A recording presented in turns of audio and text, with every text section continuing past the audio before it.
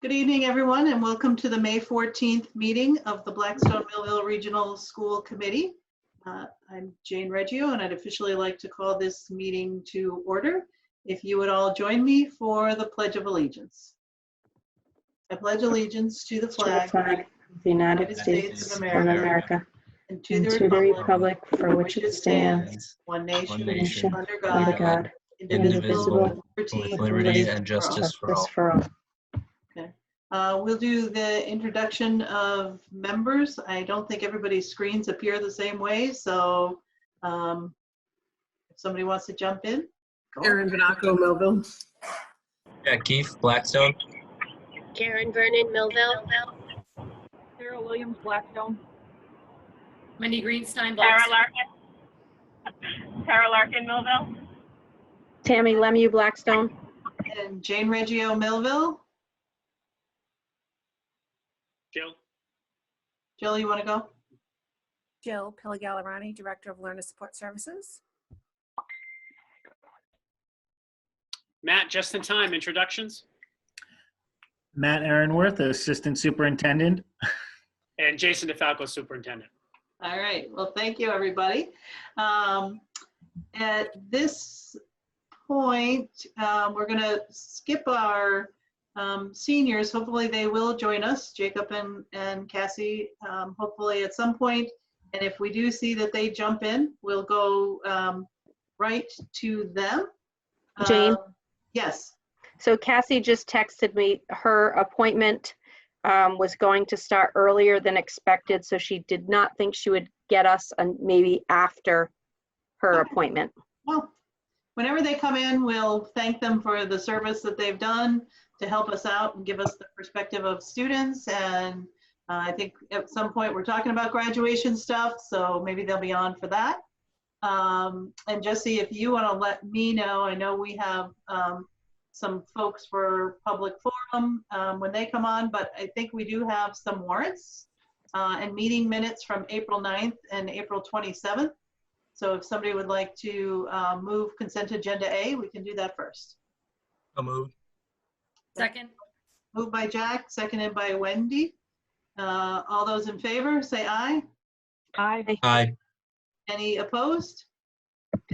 Any abstentions? Tara, you good? Yes, aye. Approved. All right, thank you. And something that has come up and did not get put onto our agenda, but we will discuss today, and that is the request by a parent to have their child enter kindergarten not quite at the age of 5 by September 1st, or the start of school. They are going to come on, and when they do, I'll let them speak as a part of public forum, and then we can address that after they have had a chance to tell us their story. So we will move to Unit B, and that is to approve the Unit B contract for the next 3 years. Did people get copies of that?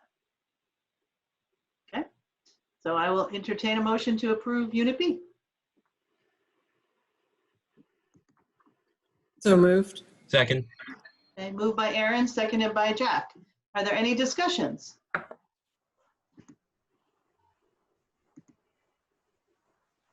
Okay, hearing none. All those in favor of approving the Unit B contract, say aye. Aye. Aye. Aye. Any opposed? And does anybody need to abstain on this? No, I don't think so. Okay. Unit C, we have a memo of understanding for service from Unit C members during the coronavirus, very similar to what we did with Unit A. But we do need to authorize Jason and approve that, and we will need to sign it when we sign warrants. So I'll entertain a motion to approve the memo of understanding with Unit C. So moved. Second, Tammy. So it's moved by, was that Aaron. Tara or Aaron? Aaron, moved by Aaron and seconded by Tammy. Is there any discussion? This is good. Okay, Hearing none, all those in favor say aye. Aye. Aye. Opposed? Okay, I have an abstention, Jane. you do? Okay. Yes. Okay, oh, yes, thank you. Yep. Abstention, Wendy. So at this point, I don't think, where's my chat? I don't even know. Okay, so no caller yet, so we will start with the report of the superintendent, Dr. DeFalco. Great. Thanks, Ms. Reggio. Good evening, everybody. Good to see all of you. At any point, whenever people jump in, I'll just stop and get back to what we're talking about after. But the first item under my report is to just provide a quick update and request in a reapproval of our school calendar for next year. As you might be aware, the governor actually made September 14th a state holiday, which will be the day that, at least projected now, that the Boston Marathon will run. It is the Monday after Labor Day this year. And so because it was named a state holiday, schools and all state buildings are closed, we have to actually push our school year out another day. But to be frank, under our current school calendar for 2021, we end on a half-day Monday. So pushing it out to the half-day Tuesday, I don't know how much better that is, but either way, we have to do that to meet the 180-day requirement. So I will need the committee to revote the calendar for the school year 2021. I'll entertain sorry. we'll get questions. Go ahead, yep, I got you. Yeah. So is there, entertain a motion to change the calendar? So moved. Moved by Jack, Second, Tammy. seconded by Tammy, and now is there any question or discussions? Tammy? Could you just confirm the new end date? Yes, I'm actually going through my paperwork right as we speak. It will be Tuesday, June 22nd. It will be a half day. Thank you. And then the makeup days would be the 22nd through the 28th. We have a later start because of where Labor Day falls this year. Any other questions or discussion? Okay, motion to change the calendar, to add September 14th as a holiday and end on the Tuesday as a half day, June 22nd, is that what you just said? Yeah. Yes. All those in favor, say aye. Aye. Aye. Anybody opposed? Any abstentions? Okay. Excuse me, Jane. Yeah. I have a text from a constituent asking how they participate in this meeting. Or they're asking, is the meeting live? Link says offline. Can they join this meeting or? So the meeting is not live, but they can join by calling in if they want to speak at public forum, which we will actually do right now. So if you want to give them the link and they can call in, and Jussie will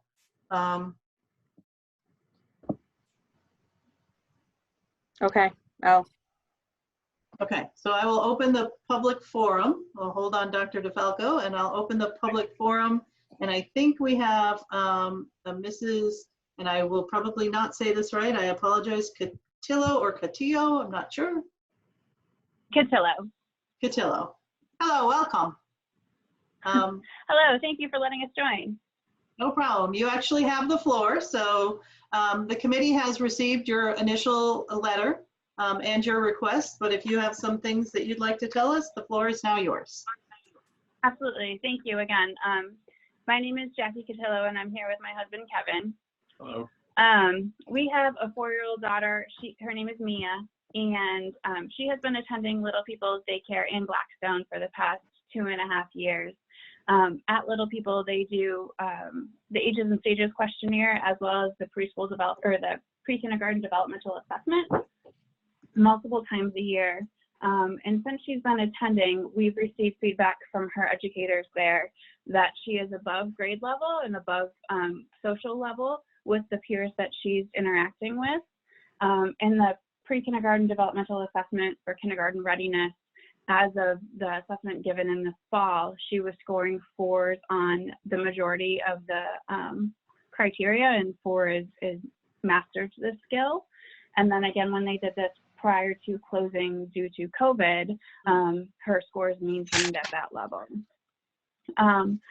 She also has been moved up every year prior to the rest of her same age peers being moved up in classroom and educational resources, and therefore has developed relationships and friendships with kids that are going to kindergarten in the fall, and would be at a little bit of a social deficit if she wasn't allowed to move up with the rest of her friends. We've spoken to the director of Little People as well as her current teachers and her past teachers, and the consensus seems to be they're not sure how to educate her in preschool again, since she's mastered the material in preschool and would benefit from the challenge of kindergarten. You know, we also feel like she is socially and academically ready to take this on, and she herself expresses desire to want to move up with her friends and attend kindergarten to allow her for a more intense pace of learning. Kevin, was there anything you wanted to add? No, I mean, no.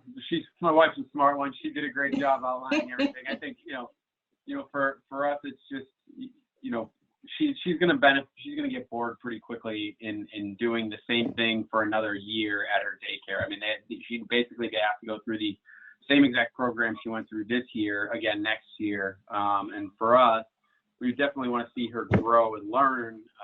Some of the completion things for kindergarten, she's already mastered as well. So she's definitely prepared for it, and definitely would like to see her, hit the challenge head on. We don't usually make this a dialogue, but it's very awkward on a Zoom call. And so does anyone have any questions or would like some more detail? Or how many people were in her pre-kindergarten class? Like, how many of her peers will be moving on to kindergarten in the group? 13. What is her birthday? 12/29/15. And Dr. DeFalco, what is the cutoff that the policy shows? September 1st. And that was approved roughly 5 years ago, 6 years ago?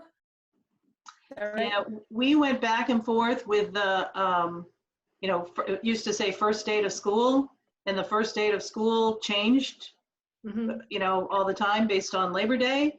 And so somebody one year could be 5 September 1st and go to kindergarten, and then the next year school didn't start till September 7th. So that's still September 5th or whatever, got to go, didn't get to go. So we went with the blanket September 1st.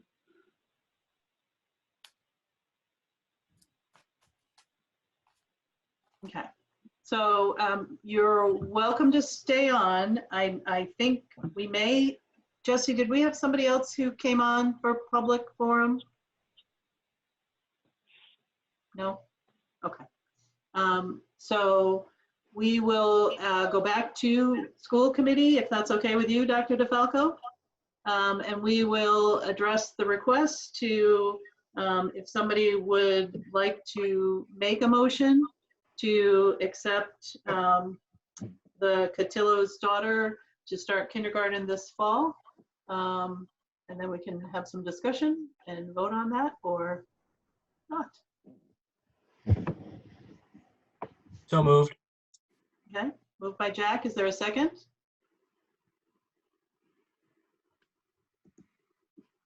Second, Tara.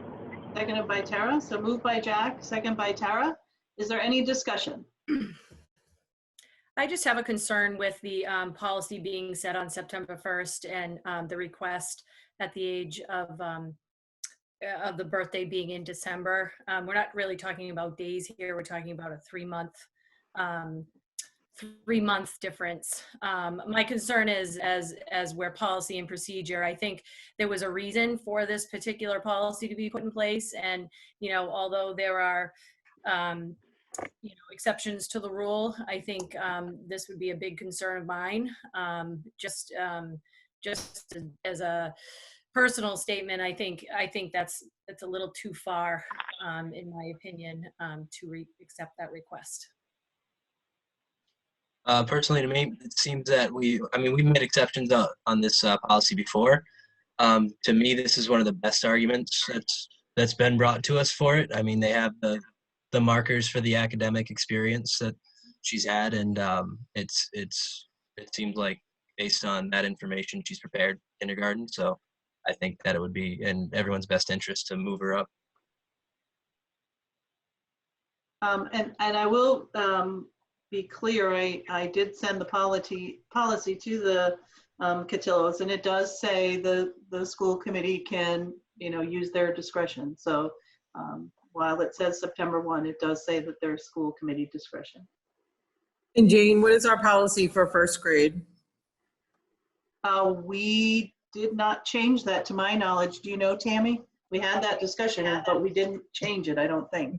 So I just want to make sure the parents are aware that they would have the option of a private kindergarten if their child is, that advanced.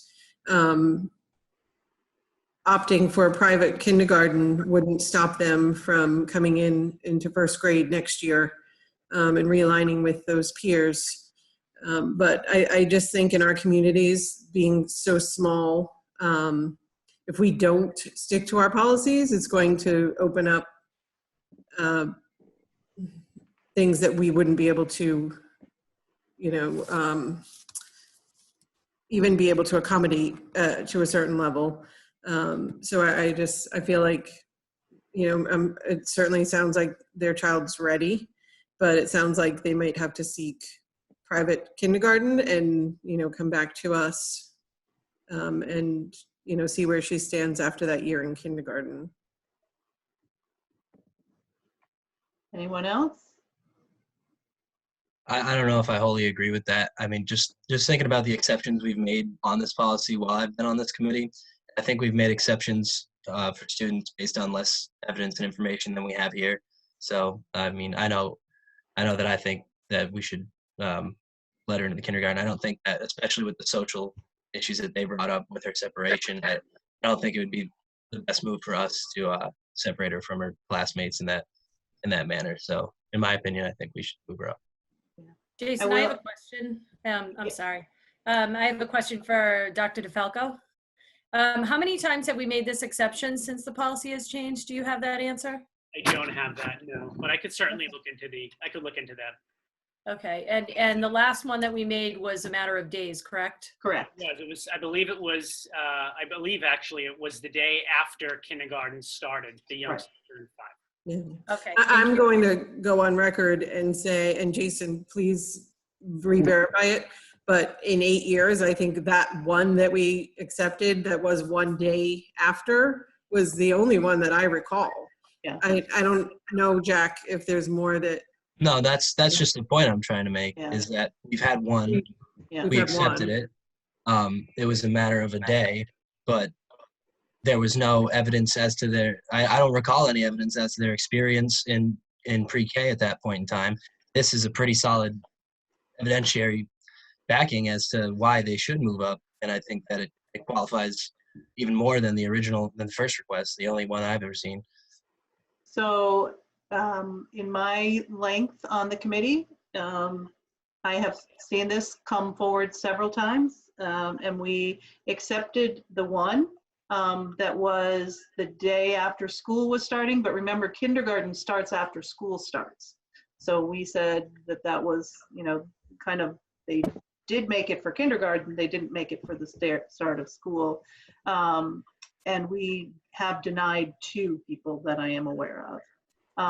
I speak from experience when I can tell you of a child who was more than ready, who did 4 years of pre-K and preschool and school, and was more than ready, and was very bored, kindergarten, first grade, second grade, third grade, and is no longer bored, is right with her peers, is right with her age group. I do think that it's hard when children are young, because children, some do excel and some do lag. But I would say that not all students who have, or families that have their kids in preschool have the ability to have them be tested to see if they're ready or not. And so there may be some equity issues as well. But, I could argue both sides, and I have, but it's our discretion. Anyone else? Tammy, sorry. Tammy? I do think that the 3-month span is a big difference at the early childhood level. As you all know, my child 18 or 12 years ago missed the deadline by 3 days. She too, I actually went to the school committee to ask for an exception to the rule because she was reading and et cetera, et cetera. And I was denied at the time. But I will say that over these past years, to your point, Jane, things even out because we offer things, enrichment, et cetera, et cetera.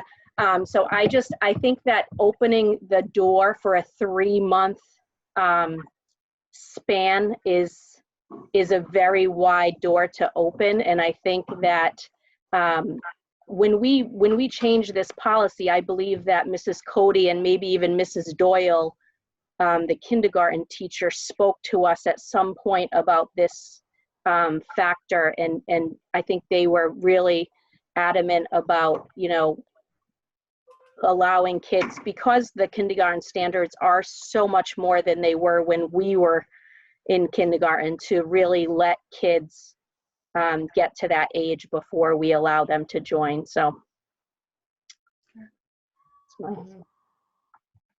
Anyone else? Okay, with no more questions and no more discussion, there's a motion on the floor to allow the Castillo's daughter to enter kindergarten and waive the age requirement. All those in favor say aye. Aye. All those opposed say nay. nay. Okay. Any abstentions? Okay. Well, we thank you, but we are sticking with our policy at this time. Can I ask a follow-up question? I know it's unconventional, I'm just curious. Yes. The private kindergartens that were mentioned, could I get some resources on those? We've looked into 7 other kindergartens, and they told us to come to the school board. I know that my son attended the Next Generation private kindergarten. I also know that I believe the Goddard School had private kindergarten at one point, but I'm not sure if they have it now. I know my son did 2 years of kindergarten. I actually held him back purposefully because he was a July birthday. So I will say that he attended a public kindergarten and then went into he attended a private kindergarten and then went into a public kindergarten. That's one that I know of, but I don't know if it comes and goes depending on population. But I also know that the Goddard School did have a kindergarten at one point as well. Okay, thank you. You're welcome. Okay. Dr. DeFalco, we'll go back to your part. Thanks so much. So just a couple of quick updates on the BICO, our Bi-County Collaborative Program. First, I will need the school committee to reappoint me as your representative on the board. And so I'll just kind of pause on that piece for a moment. Okay. Okay, I'll make a motion. Okay, Wendy, is there a second? Second. And seconded by Jack to appoint Dr. DeFalco to the BICO board for 2020-21 school year. Is there any discussion? Something we do every year. Okay. All those in favor, say aye. Aye. Aye. Aye. Anybody opposed? Aye, sorry. That was a yes or that was a no? That was a yes. Okay. And any abstentions? Okay. Hoping And we that- got the hook. Yeah. Dr. DeFalco, I'm actually gonna stop you for a moment because I noticed Jacob joined us. Hello, Jacob. Perfect. Hi. And, we'll go to you if you would like to share your whatever with us. Of course.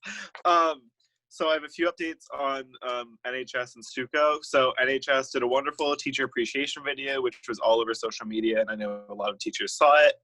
NHS and Student Council are both moving forward with virtual elections for their new executive boards for this coming year. Those are happening through Google Classroom. So I'll update on the graduation and everything the class officers has, if you'd like. So our goal as class officers, through multiple discussions and multiple hour-long Zoom calls, we came to the idea that we wanted to postpone prom and the traditional graduation ceremony to a later date if possible. We felt this way due to evaluating those events, how they are and how we've seen them our entire lives, and how doing a replacement event wouldn't really satisfy our want for the event. And it would just honestly not help us in any way or make us feel any better about the situation.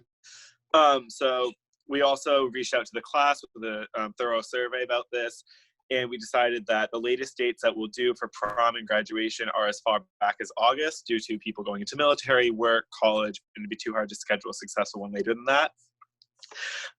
So what we're going with on the date of June 5th is we are doing a additional event, one that will not be replacing the traditional graduation, but one that is styled after that event, just in case we can't actually have our traditional graduation. This celebration will consist of two parts, one part at the BMR campus and then another as a parade through the town. Basically how it works is all the students the day of will line up in cars with their families, one car per graduate. On campus in alphabetical order. You'll go up, drive up to the front. You'll get to walk out, grab a folder that doesn't have your diploma in it, but will look like it does. And this will be live streamed. You'll walk across the steps, be able to flip your tassel over, and then get back in your car. And then there's a parade all throughout town. We're sending out the full 2-page description of this event and all of the information to all the students and all the parents. I'm not going to go through it because it's 2 pages, but we decided that this event would honestly be the best possible situation as of right now. And as looking at other districts too, we do think that this is the best that we can do compared to what everyone else is doing. And also for our banquet, some discussion right now is that we'll have a banquet styled reunion during the December break of next year. Oh, cool. Okay. So the graduation, I know that information is going out to people, and the graduates will get detail, but to the community, there's not an opportunity to participate in this driving celebration. It's one car per family and it starts at 2 o'clock. Is that correct? Yes. There is going to be a route posted that will be where we're driving throughout town, and that's where the rest of the community can participate to be there to celebrate our graduates. But just to keep it safe on campus, we're only allowing the graduates and administration and the police. Jane, can I ask a quick question? Yes. Yeah, absolutely. Would it be, so where are you going to be when you grab your diploma? It's I think it's right next to the steps. Would it be possible to have it live streamed so people in the community see it? The event is being live streamed. Oh, okay, good. I just wanted to double check. Perfect. Yeah. I'm glad it's being held at the school. I think we have a special school, and I think the setup's perfect. So I'm really glad you were able to keep it within the town. Yeah, that was really valuable to us, the idea of having it actually at our campus and walking across our steps. Yeah, great job. I have a question. Sure. Probably maybe not quite for Jacob. It might be for Jason, but Do we know when parents are getting informed of this? I did just check my email. I don't see anything. And I know that lots of people have asked me over the last couple weeks, so. It'll definitely be within the next week. I know that for sure. I think Mr. Ducharme said it would be within the next couple of days. We're having another officer meeting either tomorrow or Monday to finalize and send it out. Yeah, and the concern is some people have parents that are out of town, and so they need to fly in and they need to confirm this date, and there's a lot of things. People are waiting to make other plans, even though it's not going to be a big event, but there's some people's parents who are out of town. The only thing we were waiting on, and we got the approval today, was actually it was yesterday. We had to get the parade route approved. And there's a different organization. It's some motorcycle police organization at the state level that has to approve all parade routes. I'm not sure why, but they actually reviewed our route, made the modifications to it that they wanted to see, and sent it back to our chief. So we just got that notification yesterday afternoon. And then I just proofed the info that will be going out that Jacob mentioned to families. So I think any day now, I think Jacob, it probably will be going out. I worked with Mr. Ducharme today and it looks ready for families. Yeah. I think the important thing we can tell families now, Tammy, is that it is on June 5th, the regular scheduled graduation day, but it's not graduation. It's just a family celebration for the students to walk across the steps or stage or however, I'm not sure, and that it's on that day, but it will begin earlier at 2 p.m. followed by a community parade. And what's the plan if it rains? I One hate to ask car that per question. family. We do have a rain date. I think it is 1 week after. So that will be the issue for these families that are, at least the one family I know that's flying in. Okay. So can I ask a question too? I think time is of the essence on making sure all the families have the information, obviously. It was in the Valley Breeze today, as many of us saw. So I think clearly there's information to be shared. So the sooner the better. And I feel like there was original discussion about the parade route being altered from what the teachers had done. And then maybe some concern today over it being shorter in one town than another. So Jason, could you just give us the equity in that? Yeah, so unfortunately, we don't have any control anymore over the routes the route we want to take. We actually laid out a little bit, the teacher route that we had done prior, we actually extended that a little bit. And because of this new approval provision that's been set in place by the police association, we don't have any authority over that. So we submitted the one we wanted. They rewrote the route and sent it back to Chief Gilmore, and then he sent it back to Mr. Ducharme and Mr. Dudek. So, and I did have Mr. Ducharme explain that in the letter to families, so everybody understood, where the route came from. So, I wish I could say we could adjust it and make it more equitable, they won't approve it. If they don't approve it, we can't do it. And this is the route that they set and approved. So we have to do the route that they set, or we don't do it at all. And is it going to go through both towns? It is, yeah. It's, so the route, I know it. Go ahead, Jacob, you can explain it. You take a right out of the high school, you go up through Summer Street, then you go down Federal Street. You take a right onto Main Street, all the way to the lights in Millville. Take a right onto, I think it's Lincoln, on that street that leads into Lincoln Street, right back to the high school. It is a lot shorter than we wanted, but wow. again, that was completely out of our hands. Wow. I find it interesting that they go to people who don't live in the town to make the parade route for our towns. That's like why it doesn't, it's like illogical. It's the Central Mass Law Enforcement Council. It's illogical. Yeah. We need to petition them. That's the group that had I mean, the whole route is on 122 where it's like highway and nowhere to watch it. That's too bad. There's nowhere to park. There's nowhere to, it's going to be very hard for some families for that route, but We'll Are they make it work. We will. To be on the sides of the roads? Is that what they're hoping for? Like, come to the parade route? Is that what they're, I don't know. you know, are we going to be allowed to, I guess is my question. And they're driving down at 122 in Millville, Main Street in Millville, more than half of that would be empty. Yeah. We'll have to park and If watch they're from. running that as Millville's side of it. and Well, they I don't think let us- I think it's interesting that the whole her purpose we're doing this is so that people don't gather, but then they did the route in a way that people are forced to gather. Right. So once again, very illogical in this scenario. There is language in there from our chief, and I understand it, by the way, but I'm sure everybody does, but just that references that the point of making sure that people are not gathering and social distancing is being exercised, and if it's not, the police will disperse the crowds. I mean, So I just don't want the kids to be disappointed. This was created by them, and, you know, I'm sure they had a vision, and hopefully we're finding a happy medium of that. But let's make sure that the friends and family that can't be there watching them in that moment can at least cheer them on in that part of it. So I know people need to put this out. Is there an opportunity to appeal to this central mass? And the only reason I say that is that the parade route is going past every school that we have in the district except the Millville one, is literally going on 2 streets in Millville, 2. And one of which very few people live on. Very, very, very few people live on. So I don't want to take away from the senior parade. I want them to do it. I want them to enjoy it.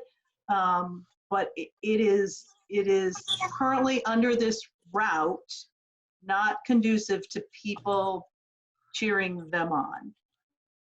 At least from one town's perspective. So I don't know if there's an opportunity to appeal, but if there is, I think we need to attempt that. I think the committee knows we'll take it on if it's something. Yeah. Do we need to, I mean, you wouldn't think we would need to explain that we're not looking for a parade in the sense that, hey, everybody gather, obviously, gather in one place. We're looking for an extended, like, tour, a showcase of our seniors for both towns. I guess I don't really understand this board that we had to talk to. I like that word. Maybe more than a parade, it's a showcase. Right.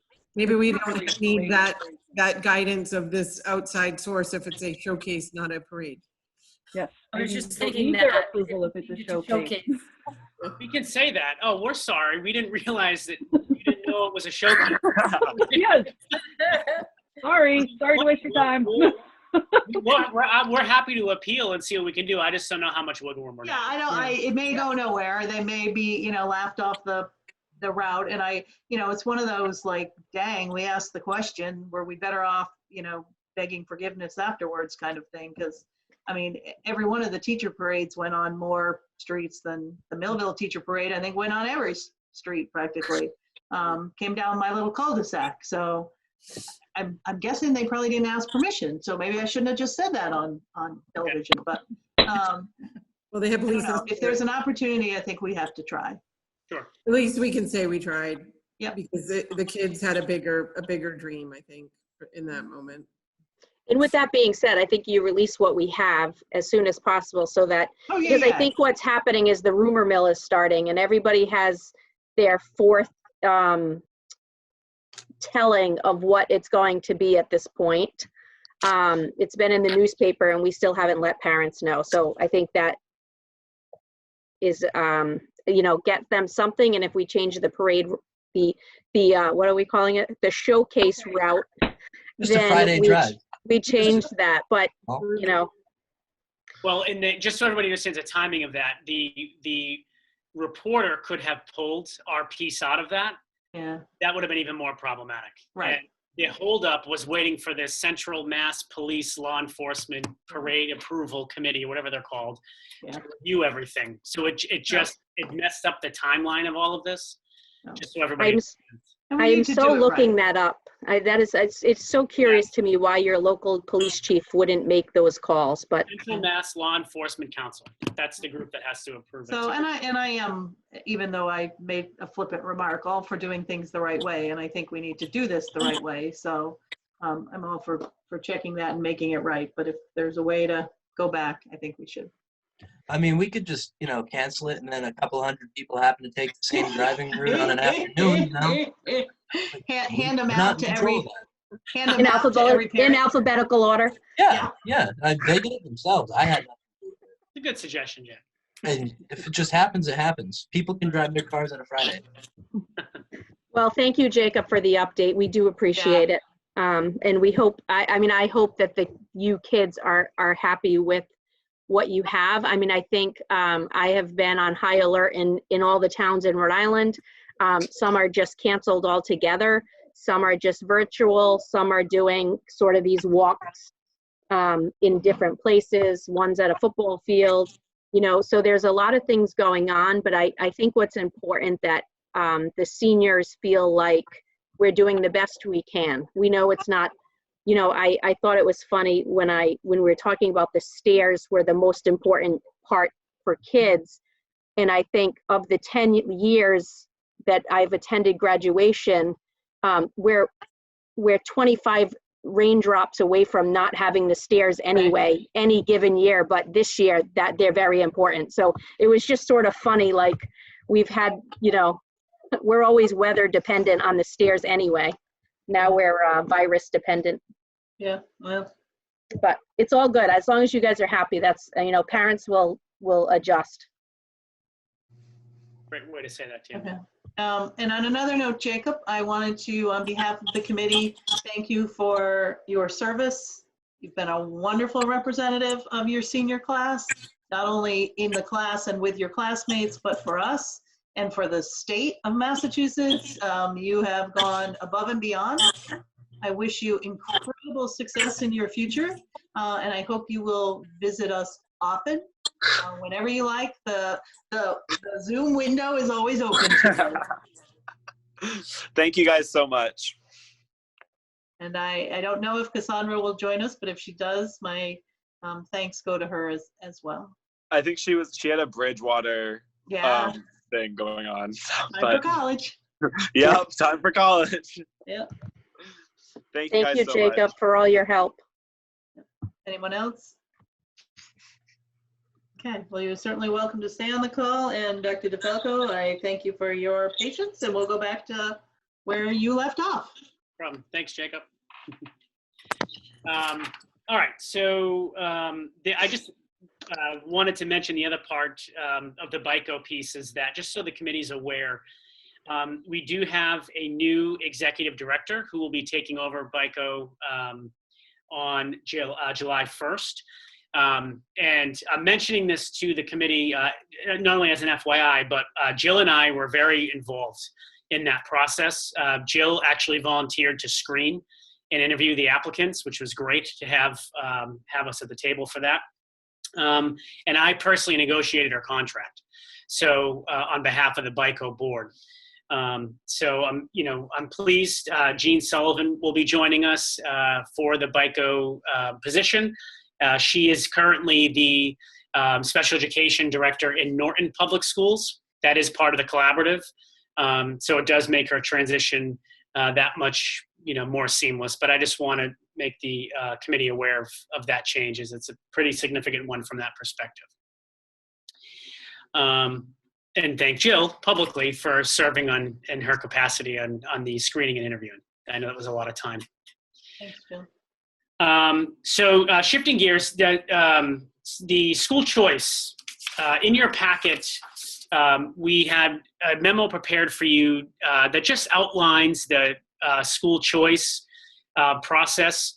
And actually, we don't need to, I believe, we do not need to take a vote unless we don't want to participate in school choice for whatever reason. And we know how important that is to our system. Yeah. So there is no action required on that item. It's more of an information, I'm assuming, unless I'm thinking wrong, but that our district will want to continue in the school choice program. But I wanted to make sure that we can get back to the state by June 1st in case there is a decision on the committee's behalf that they do not want to participate. Does anybody want to address that?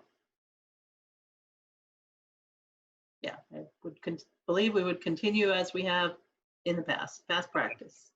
And we do choice in about half the students that leave, for other districts. So that is an important number for us, for sure. Yeah. Yep. Okay. I figured my sense was that's where we'd fall on that, but I wanted to make sure that we had an opportunity to discuss. Moving on to our COVID-19 update. As I've tried to do during each of our school committee meetings, just give the community an update as well as the committee on where things are. I heard a really interesting, I was on a call actually with the Department of Education as I sit on the Commissioner's Advisory and Accountability, Assistance and Accountability Advisory Board. We were having a lengthy conversation about our May meeting and what does the new accountability structure look like for the state and the new assistance structure look like for the state as we are in these kind of uncertain times. And I heard an interesting quote during our conversation, and someone on the call said, we really can't be paralyzed by what we don't know. And so whatever it is, we just got to keep it moving and, keep going forward. I just thought that was really impactful. And I think really speaks to how we've tried to work here in BMR. We certainly don't have a lot of the answers, never mind all the answers, but we just keep moving. So forward through this. But before I get into specifics, I really feel it is important to reference and clarify a few things from a meeting that took place earlier this week in Blackstone at their finance subcommittee meeting. As the committee is aware, Jane and I were present for the public hearing for the FY21 budget process and budget itself. During that hearing, there were a few points that were brought up that I think really need to be clarified for our community. There were some issues that were mentioned and discussed that clearly I can see a connection to FY21, but really weren't rooted in the FY21 conversation. First, the district was questioned regarding layoffs and unemployment. And the question was, and there was really a notion that we should have laid off our staff, that were not working. And I did misspeak at one point, and I was really glad that Matt clarified this for me in a subsequent conversation I had with him. First and foremost, and before I get to that clarification, I stand firmly by how we have managed this situation with our staff. Not only have we received direction from every level of government, to be frank, that we need to keep as many people on our payroll as possible. I mean, there are even federal subsidies to pay small businesses to keep people on their payroll, to keep them off unemployment.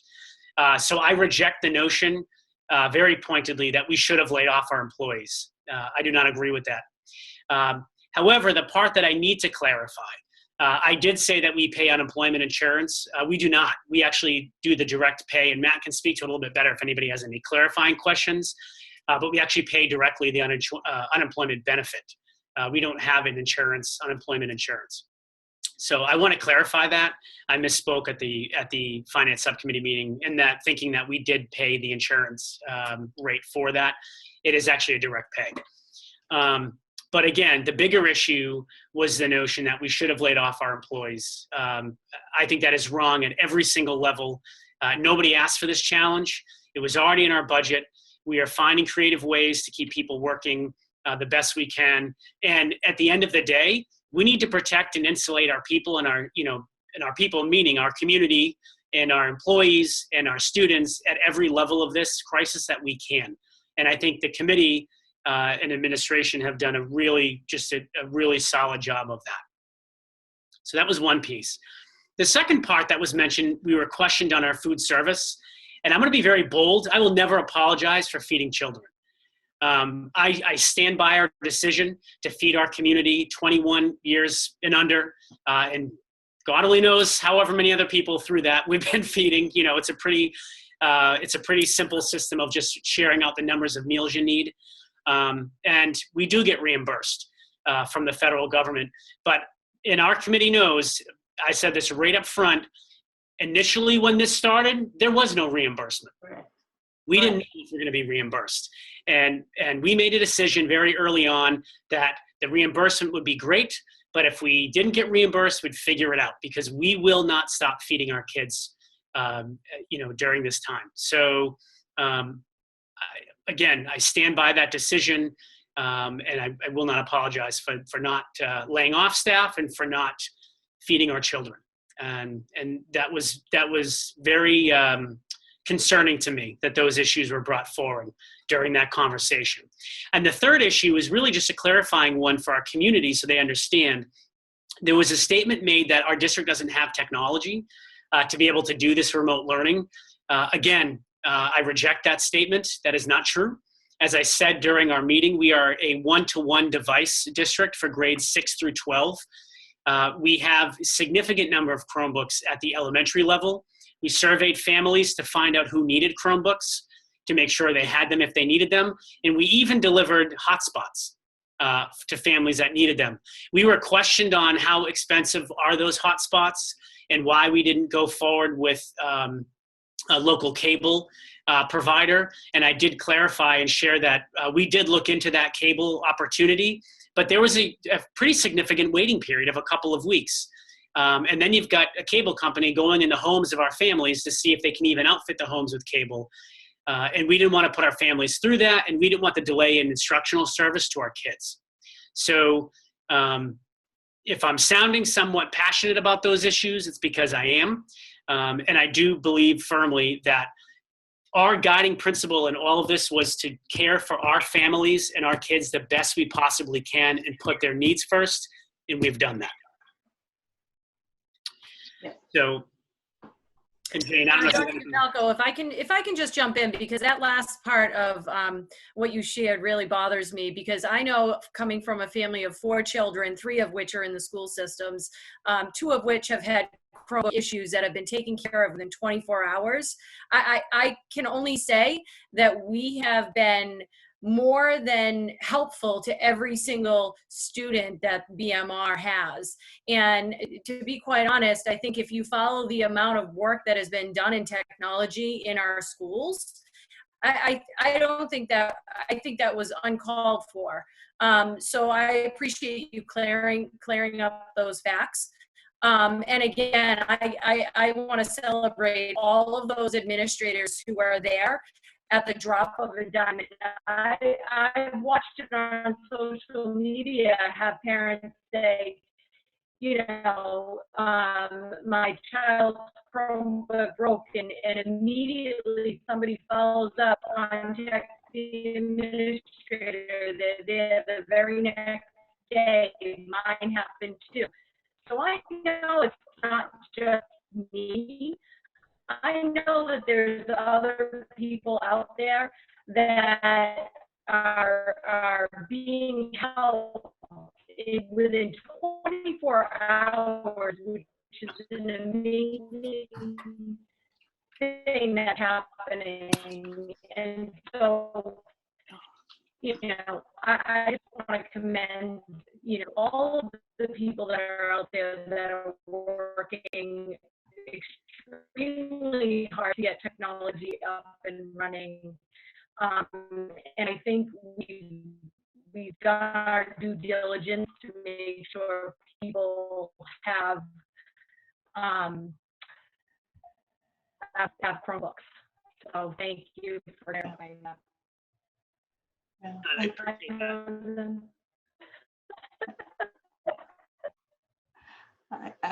Just so folks know, if you take your video off, sometimes the bandwidth will increase and people can be heard better and things like that too. So sometimes when you're speaking, it might help. Actually, if we all took it off, it would help. No, that's okay. But I too. You probably didn't hear what I said. No, we did. We just had to hear one word. It was good. Yes, One more I time. have to apologize if I was visibly laughing. It was certainly not at what you were saying.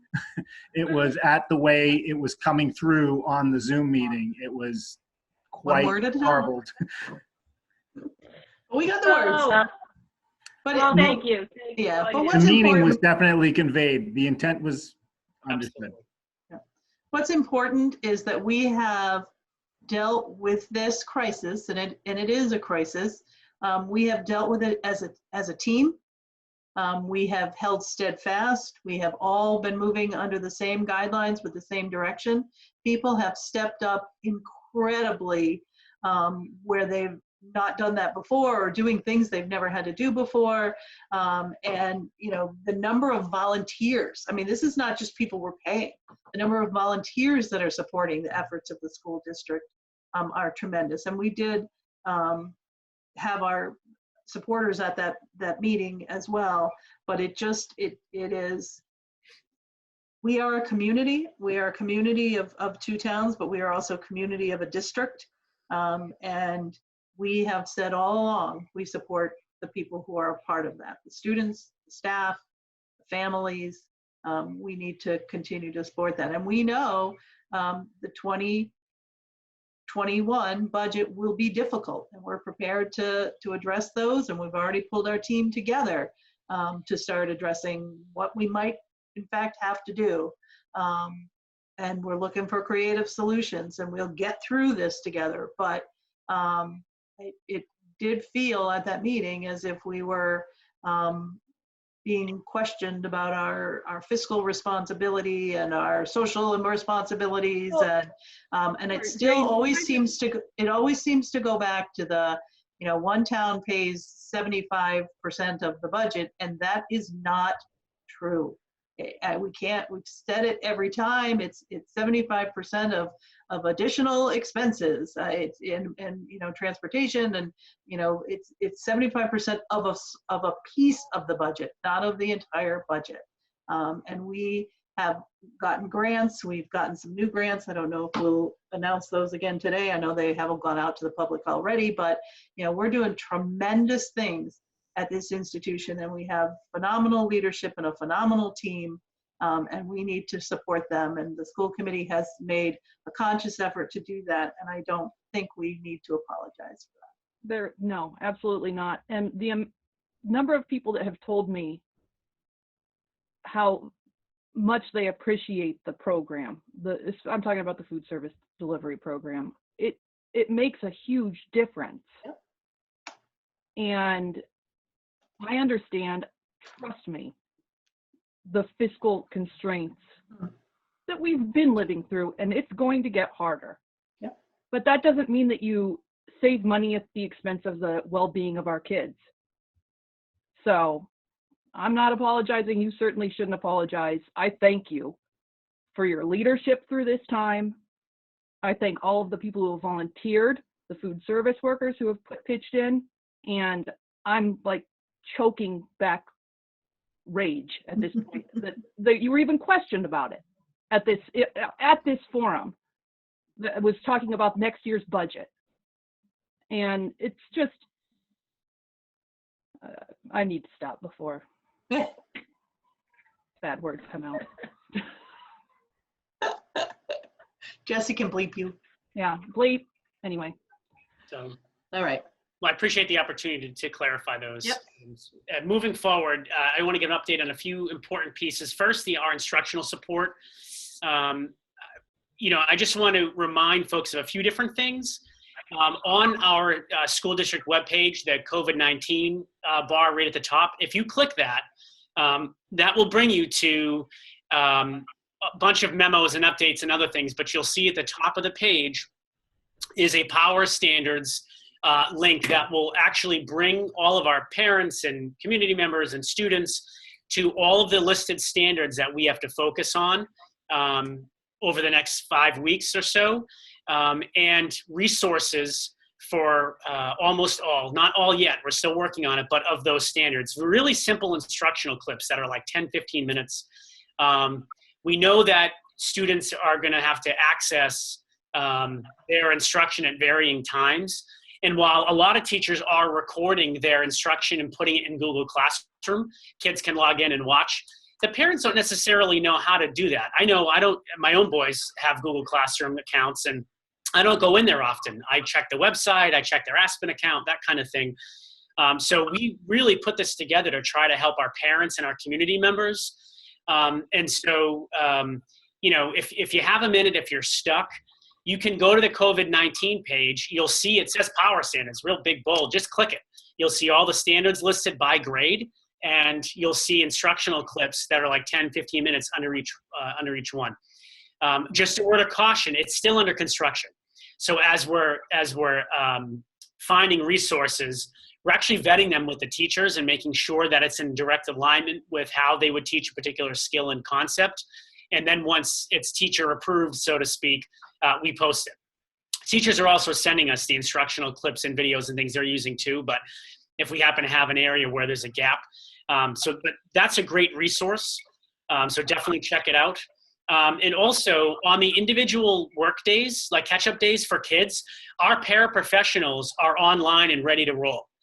So we actually have a line of support for our kids, our students, if they need it on those days. If they're working through something and they're stuck and they're not quite sure who to ask, they can outreach the paraprofessionals that are working to support that particular grade level. And our principals are sending reminders to families about how to get in touch with those individuals if the students need it. A lot of kids probably won't. You know, they'll want to kind of work through it on their own, but if they do, we do have support ready for our children during those times. Also, a couple of things to just reference. We know that the different levels of learners require different levels of support. And so our elementary principals are outreaching our elementary families, very specifically asking them, you know, do you have the support you need? What are we not providing that would be helpful to you? We know specifically our early grades, the kindergarten, first grade, second grade, even into third, the students aren't learning as independently as the older students. And so we're trying to figure out how do we differentiate our support for our younger learners, and how do we help support those families better? Because they need different support than, you know, a middle school family might need. So we heard loud and clear from our families that, you know, that there are some that have younger students that are struggling. We'd ask our families to come to us, come to the administrators, come to the teachers, let us help you, and let us know what you need. And for those that might be a little more shy and aren't putting that information right out there, we're sending a survey out at the end of this week. So we're going to ask elementary families directly how we can better support our students on that. So, so that's really the current work. And I do want to just reference that underneath this instructional support piece, we are still really focused on remote learning. You know, I know there's been this notion of looking forward and summer planning and reopening next year, and we're focusing on those things too. We'll talk about in a minute, but we haven't just written off the next 5 weeks. We're trying to get better at what we're doing with our remote learning. So please know that, you know, any feedback that you might have, send it our way. We're trying to do this better. We, as a leadership team, we've taken this mantra of kind of good, better, best, this kind of a linear approach to how to do this remote learning piece of the work as best we can.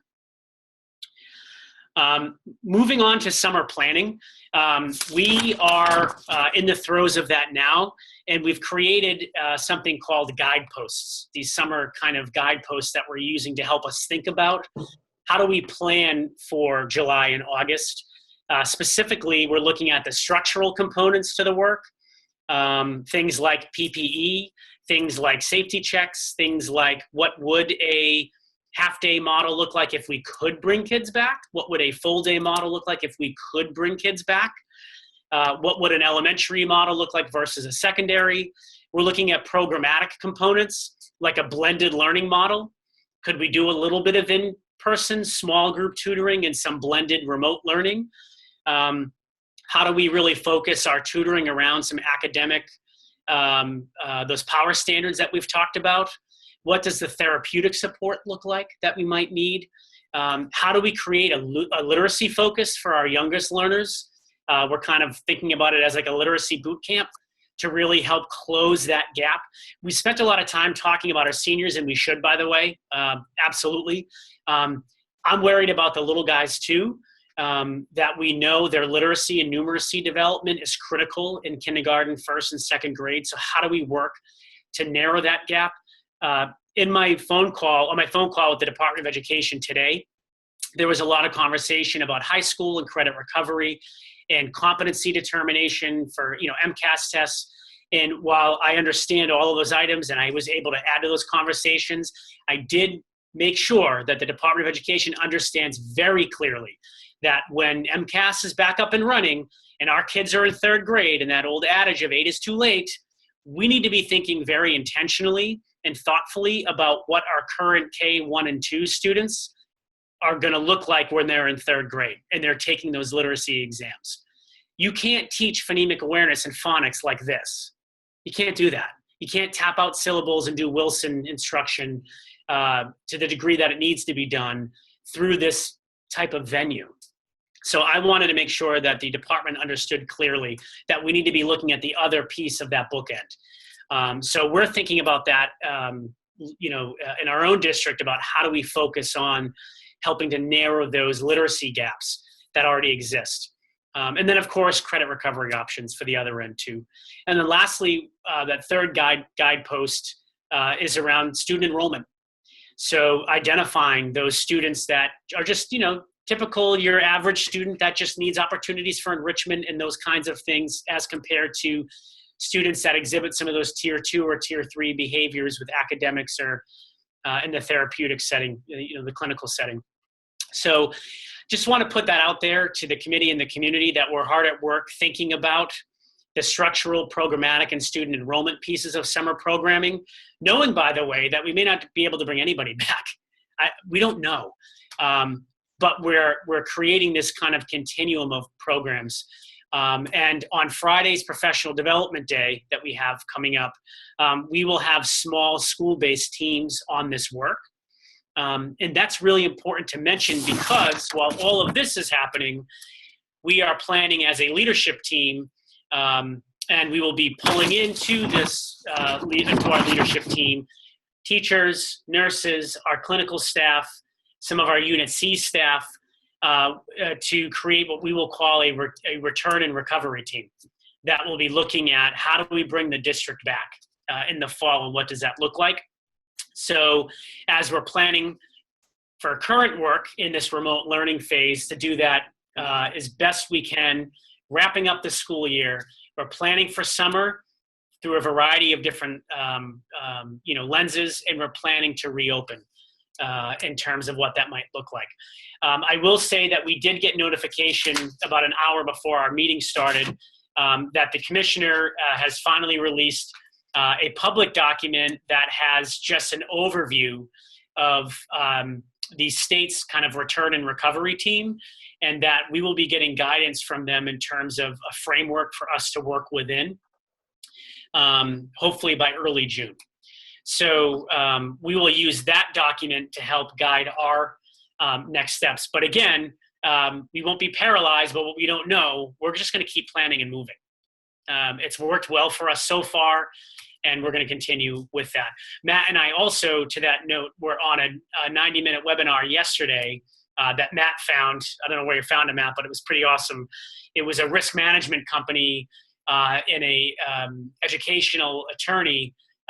Predominantly they work in northern New England. I'm not sure how active they are in Massachusetts, but it was some of the best material that we've seen around risk management and how you safely bring staff back into a building and how you look at the variety of levels of work that need to be put in place from policy to procedures to practices and making sure that we have all of our appropriate plans and protocols in place. So I just wanted to give an update on those three pieces regarding our COVID-19 work. I don't know if folks have any questions or thoughts. Yeah, Tammy does. There was a lot there. That was good, Tammy. That was good. I am just wondering if we have gotten any guidance for special education extended school year services and whether or not they will be virtual, or are we holding off because we haven't gotten there yet? So I'm going to have Jill, she's going to do a whole update on special ed. Oh. So she can definitely get into that. I can save that until she's ready to do that. I didn't notice, I didn't go far enough on the agenda, I guess. Oh, sure, yeah, no, that's no problem. We can save that and get it all together. Okay. Jason, were you going to mention handbooks as a part of that? Yes, so we had a discussion as a leadership team that given the nature that it is more likely than not that the school structure might change, at least in the fall, right? We're not 100% sure, but we don't want to bring handbooks forward to the committee until we actually have a handbook that's going to reflect the program that we're going to offer. So what we are asking the committee for is essentially to give us till August, which I know sounds a bit late, but we really need to have the framework from the Department of Education for us to put the right structure in place. Because with that, I know I sent out, I know Tammy chairs the policy subcommittee. We're going to have some conversations around what are the appropriate policies for, operating within this new normal, these kind of, pandemic practices, so to speak, that we're going to have to put in place, and what policies and procedures might we need for that. So those things will need to be reflected in our handbooks. And I don't want to get us into a situation where we write a handbook and approve that based on a structure that we're not going to necessarily be running from the beginning of the year. Tammy. Have schools been having their school council meetings? Because they're usually the body that helps develop the handbook. Have those meetings been happening virtually? Not regarding the handbooks. They haven't brought that team together at each of the buildings to talk about that. So that's typically, well, it used to be called school council when I participated in that, but I haven't seen notices for that group in a long time, so I don't know. So they haven't met. Not on the handbooks. Not in the handbooks. Right now, okay. The principals have been really focused with their instructional leadership teams on the remote learning plans. Okay. As the guidance has come out in the past couple weeks about, these kind of guiding practices and frameworks coming out, we thought it would be best to wait until we had those. Sure. Getting handbooks for things that we're not doing. Yeah, that makes sense. Makes sense. I just have one quick Go ahead, Wendy. question about the summertime. Okay. And this isn't really a special ed question, but it kind of is, I guess you could say, because I'm actually just wondering about the students that may be at risk or that were at risk before we started the remote learning. And is there going to be, or has there been discussion about opportunities for them to do some additional remote learning in the summertime so they don't become more, having to go through the tier 1, tier 2, tier 3, where they may have been tier 1, but now they might be tier 3 type of thing. I'm just wondering if there's been conversation for the regular ed students who may be at risk but are not special ed for summertime work or opportunities. I'm so glad you asked that, because one of the things, once we got that final kind of stamp on the closure, that the leadership team had talked at great length about, and actually Jill is at the helm of finalizing all of the plans with the principals on this, is exactly for that population of student you just mentioned. We had an RTI. It wasn't great. We know that, but we had somewhat of an RTI system in place at each school. And we had students in there. We know who the kids are, and they may not, by the way, be in the bottom 25% of. Sorry about that. My phone just did that to my computer. They may not have been in the bottom 25% of students, but they need additional support. So Jill is actually working with the principals on finalizing that list and setting up optional tutorials for all of those kids if their parents want to participate. And we're actually looking at those students segueing into the summer tutoring program, whether it's remote or in person or a blended, so that we would keep that continuity of learning going through July and August. I don't know, Jill, do you want to speak to that? I know you've been working with the principals a lot on that lately. Sure. So we have been identifying the students now in district to get them some additional support. So we're working with the principals now on how can we utilize the current staff we have now, including teachers, paraprofessionals. We're hoping to also join with some of our high school students who do some tutoring to, get some more things in place for them now. And, we want to do the interventions now and then also look at how can we continue to support students moving forward through the summer. So those are the plans. I mean, those have been conversations that have been happening to best be able to get things implemented, not only in the summer, but what can we do now to support our kiddos? I think it's really important. And I think, with having your children at home, you notice things differently. And you come to some realizations. And I think, some parents may welcome the extra support. It may not be the bottom 25. It may be just, a student that may fall in the average range, but the remote learning has taken them to a different place. So I think brainstorming opportunities in the summertime, fluid opportunities for the students to be able to still practice if parents want that practice, I think is really important, especially right now, and looking at the whole child. And then some may not. Some may welcome the break. There's such a variety, but I think having it open and available, I think at this point would be really good. So I just wanted to ask that question. Thank you. Yeah, it's a great question, and we are. Yep, I agree. And we already discussed the graduation piece, so we don't need to go back into that. Jacob actually did a great job. So Jill, that's probably a nice segue into your update on the special education and ELL supports. Sure. So just going off something Jason said, I participate in a meeting every Friday with the Department of Ed, with the Associate Commissioner, Russell Johnson, and it's all for all the special ed directors in the state.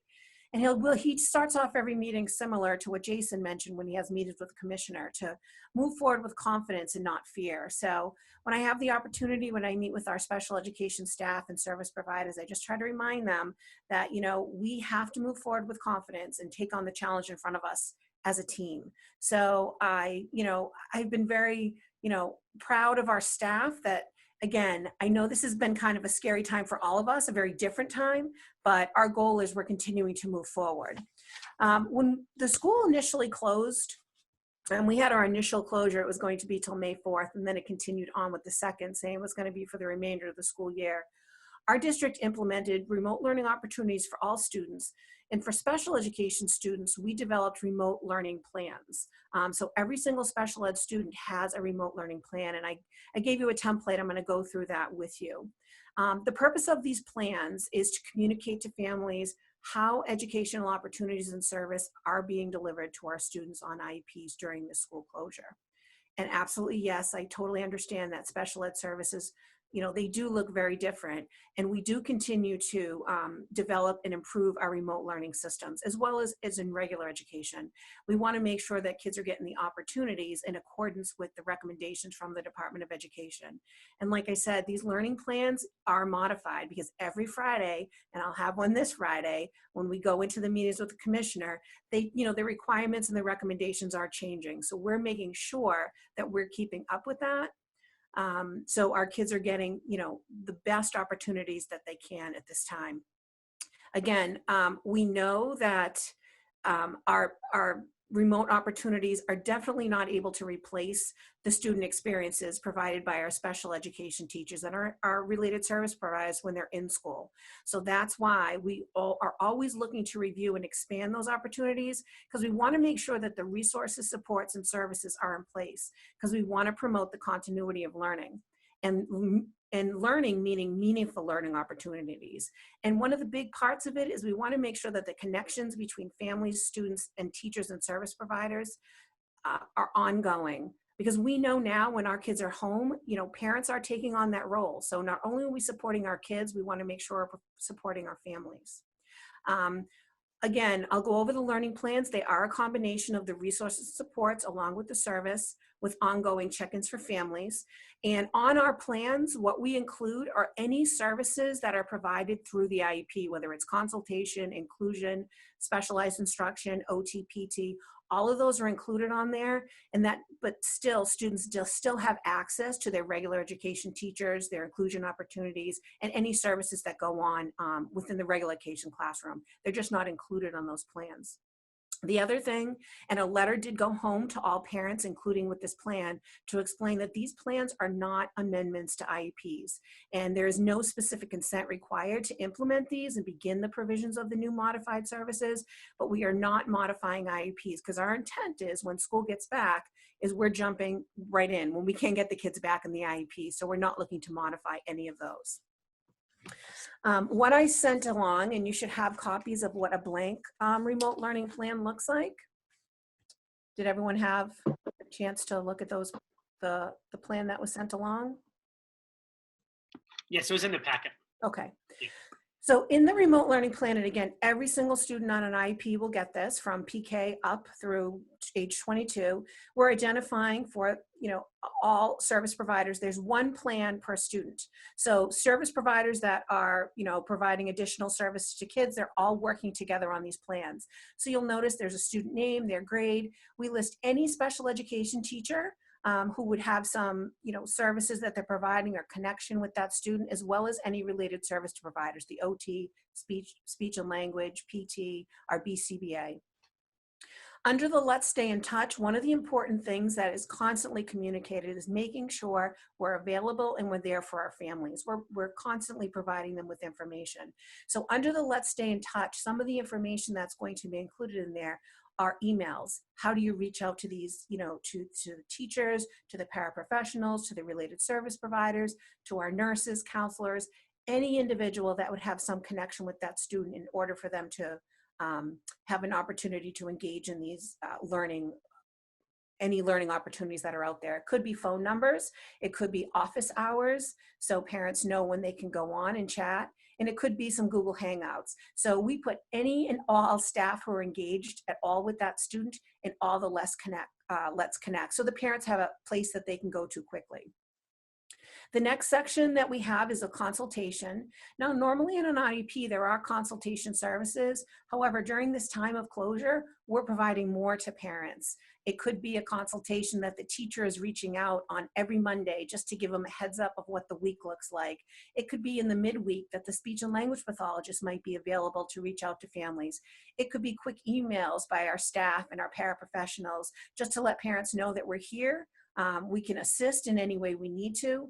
We have virtual consultations. It could be our BCBA who's doing some trainings with families. So we're having those consultations go on, you know, throughout the week.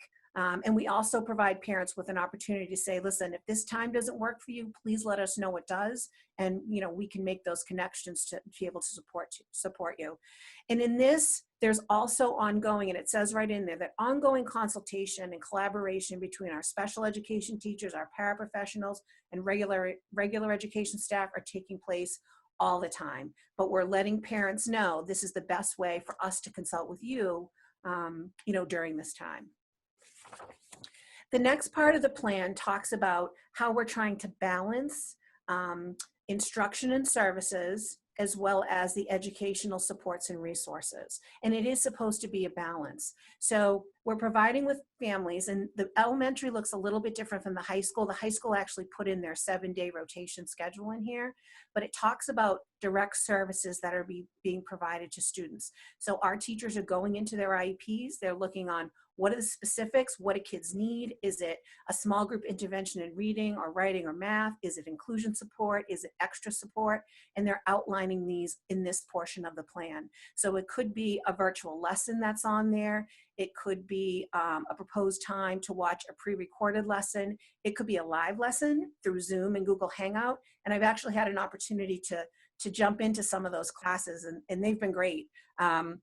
I had mentioned to Jason and Matt the other day, it's just so interesting how some of the getting kids focused back on tracks are a little bit different. I was watching a class, and I won't say the grade or the teacher, but it was elementary, and all the kids, you know, it's difficult to keep them focused. And at one point I heard the teacher say, I can't remember the young lady's name, Casey, could you put that ferret down? I need your eyes up here.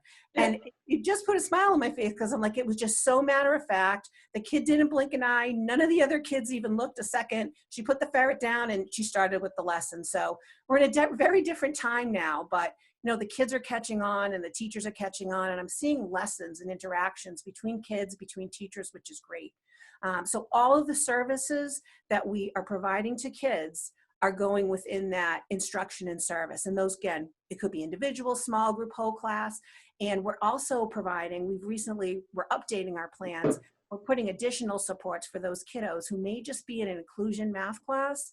And what we talked about is, we know there could be another paraprofessional in there, you know, observing, taking data, but it's not the same as them being there with them. So we're trying to provide additional supports with them, a different time of day, so someone can actually work with them in accessing those materials. The other part of that balance is the educational supports and resources. So what those are, access to the links, resources, websites. And I want to remind everyone, our focus this year was definitely on the identification of our core special ed programs. That hasn't gone away, but what we found during remote learning, that we are having to supplement a little because we're not there with our students all the time. So we're looking to, we added a few more, you know, programs in there kind of to supplement, but we're still using our Ascend. We're still using the core things for school. So some of the things parents may see in here, and these are individualized for kids, are the educational sites like our Ascend Math, the IXL, the Khan Academy, Myon. We've implemented everyday speech that has a social skills component to it. It could be, one teacher even had a link in there for a family for an alphabet strip for their kindergarten student to be able to bring up on the screen. Foundations is in there. It could be learning activity packets that we sent home, science resources and videos. And we also have some links to some programs for social emotional type of supports and some websites. And we're, you know, they're out there, but our teachers are really looking on what the kids they're servicing actually need. So that page really talks about how we're delivering services to kids that were on their IEP. Another part, the last part of the plan, is how to access material. So what our teachers have done is they went through all the IEPs and they put on in this section the accommodations or modifications that are actually appropriate during remote learning. There are some that don't make sense anymore. So instead of parents having to kind of go through their entire IEPs or teachers, we're making sure that things that are here are appropriate. For example, preferential seating. Right now, they all have preferential seating. They're one-on-one in front of the computer. There's no way to put it on the IEP. But we're putting things that make sense so parents have a nice, easy reference too.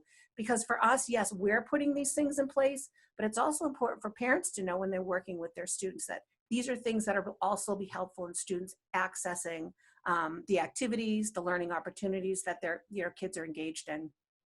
And finally, we have an enrichment resource activity page. And what we ask teachers to do is kind of take a look at their students and say, what else could they be doing? We understand the academics is really important, but there's a lot of other things that we want kids to engage in. So they might be giving them virtual sites to, you know, visiting the museum or, you know, watching the otters at the aquarium. It could be physical activities with movement. I know there's a lot of, you know, yoga and sports things out there for them.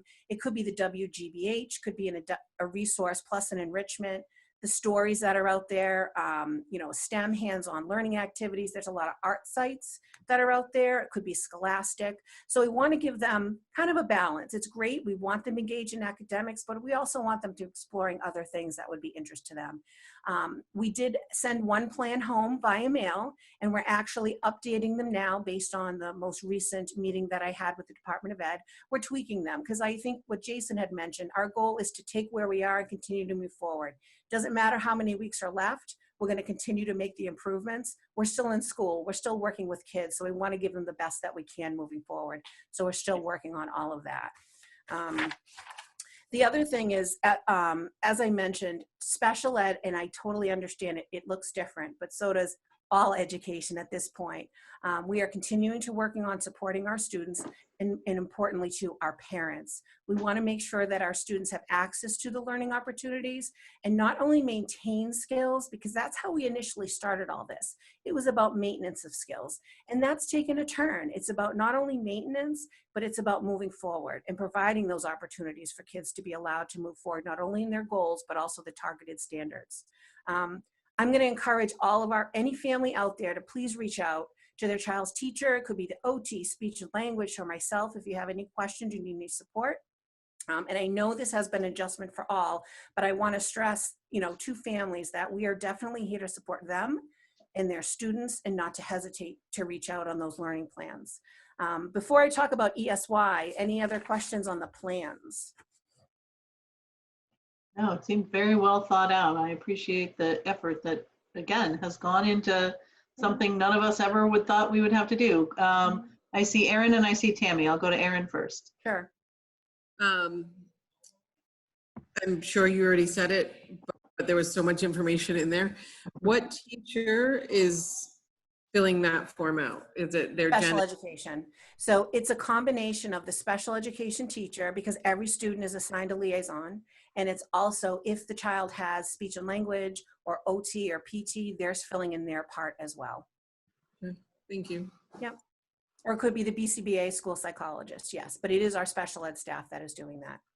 But that's just a document that stays within the school, correct? That No. you get a copy of the, so the document is an ongoing document. So parents should be getting a copy of all the services that are being distributed, or at least attempted, correct?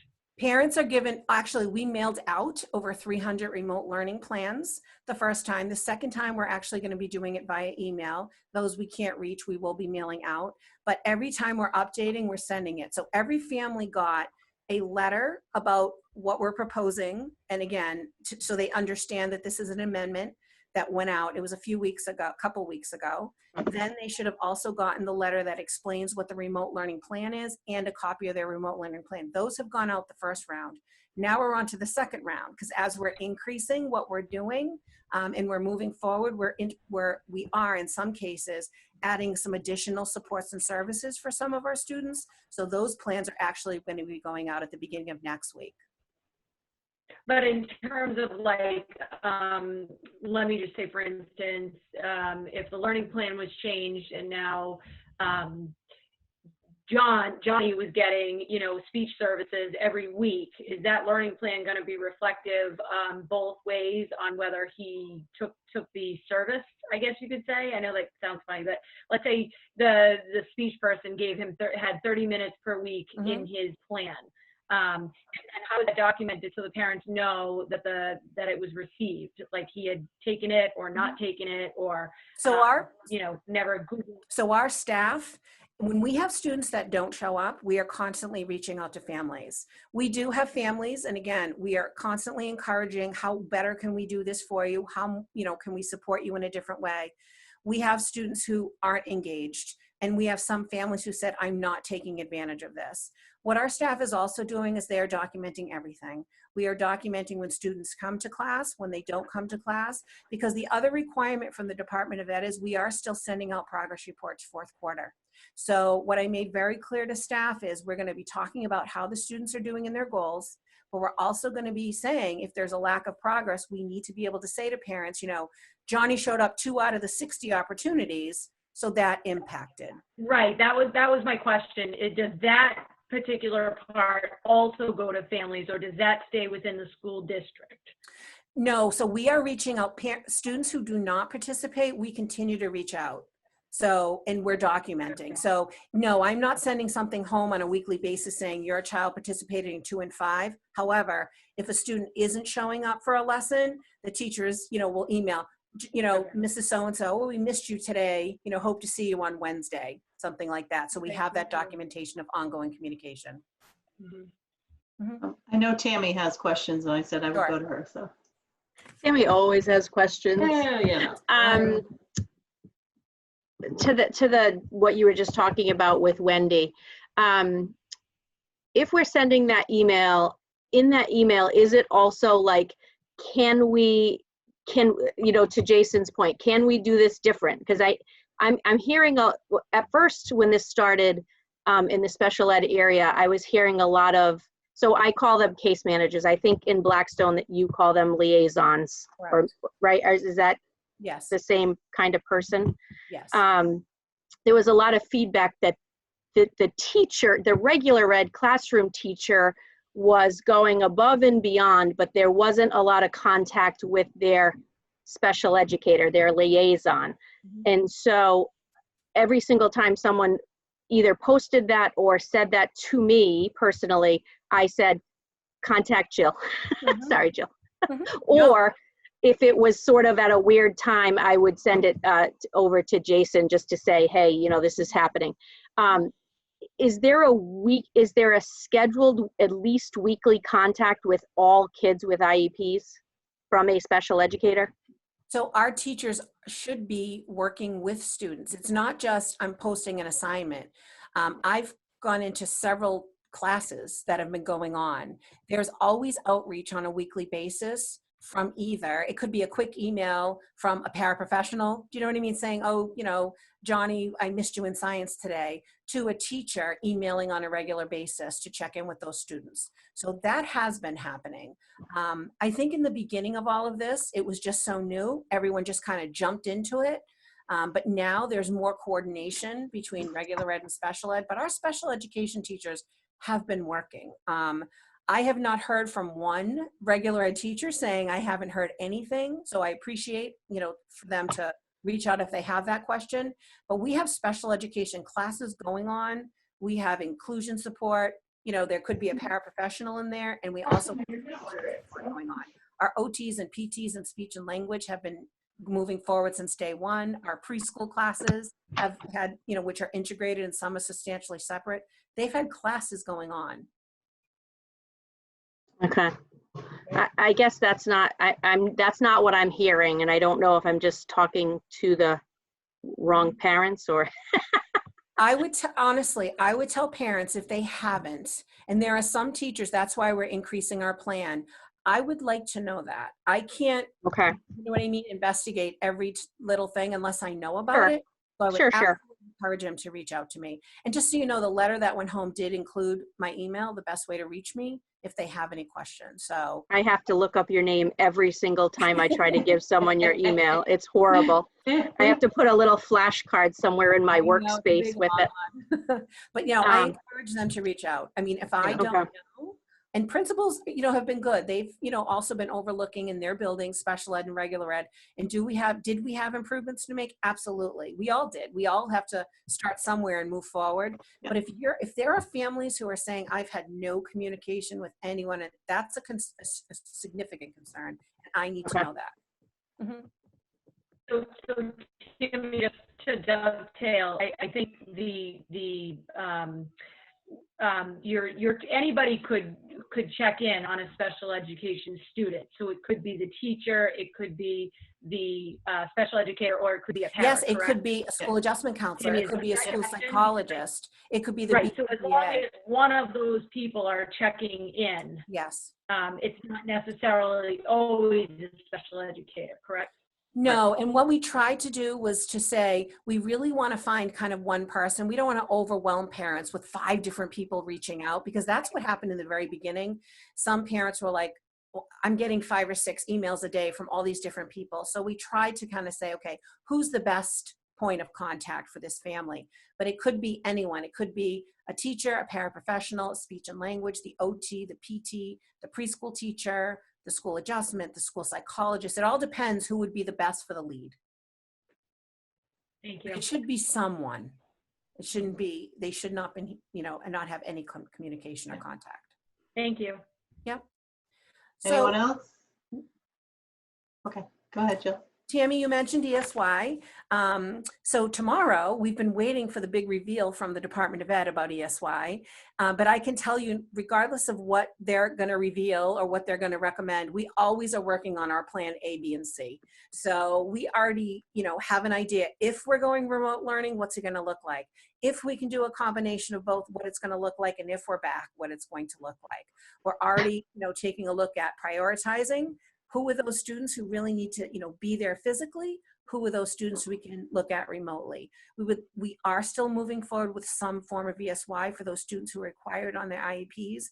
We're also looking at those kiddos who need just a little, maybe it's not a kid who normally would get an ESY, but who are those kids who still need, do you know what I mean? Those opportunities to give them that, you know, continuity of services to keep them moving through the summer, so when they come back in the fall, they're in a good place. So we're working on all of those things in conjunction with what we want to offer students, you know, in regular education. So we are moving forward.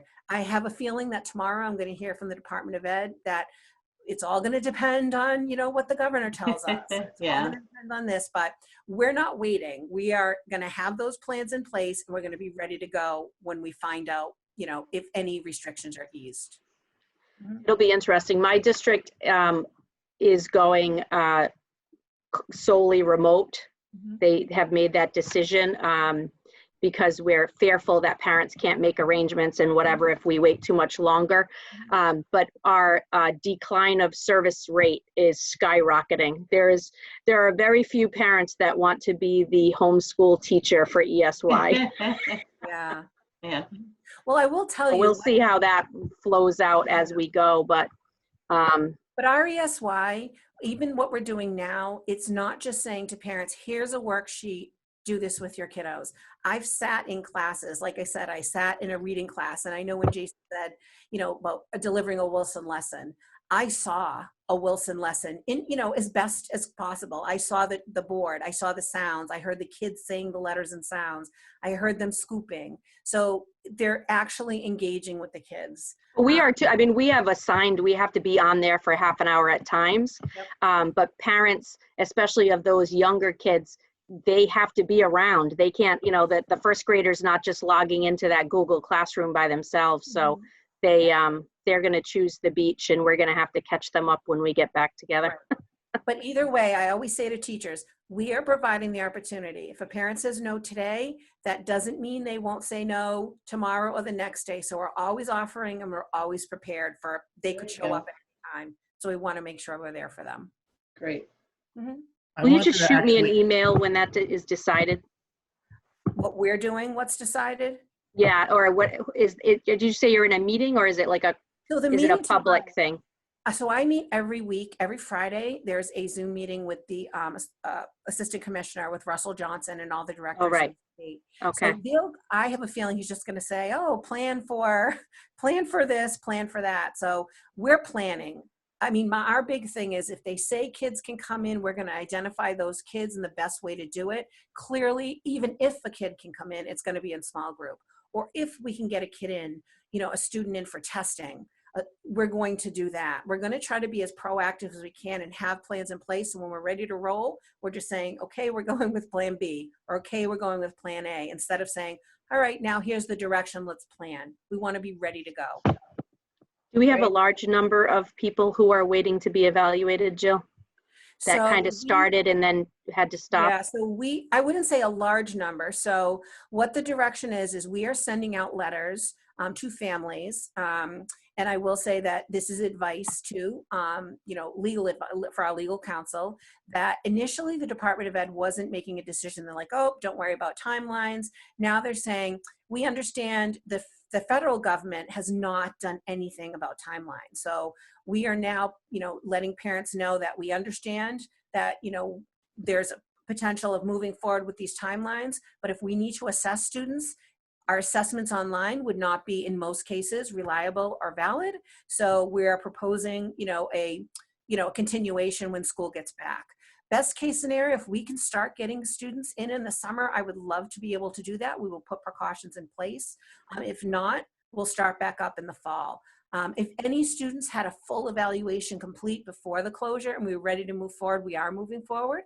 We're also offering families, if they had a reeval that was scheduled, what we're doing is saying we're recommending that we postpone the reeval, but we are going to convene, we'll offer you a virtual team meeting to convene the team to discuss your child's progress as part of a review meeting. So we are moving forward with some of those. Some parents have taken advantage, and some parents say, I got so much on my plate right now, I'd rather wait till school starts.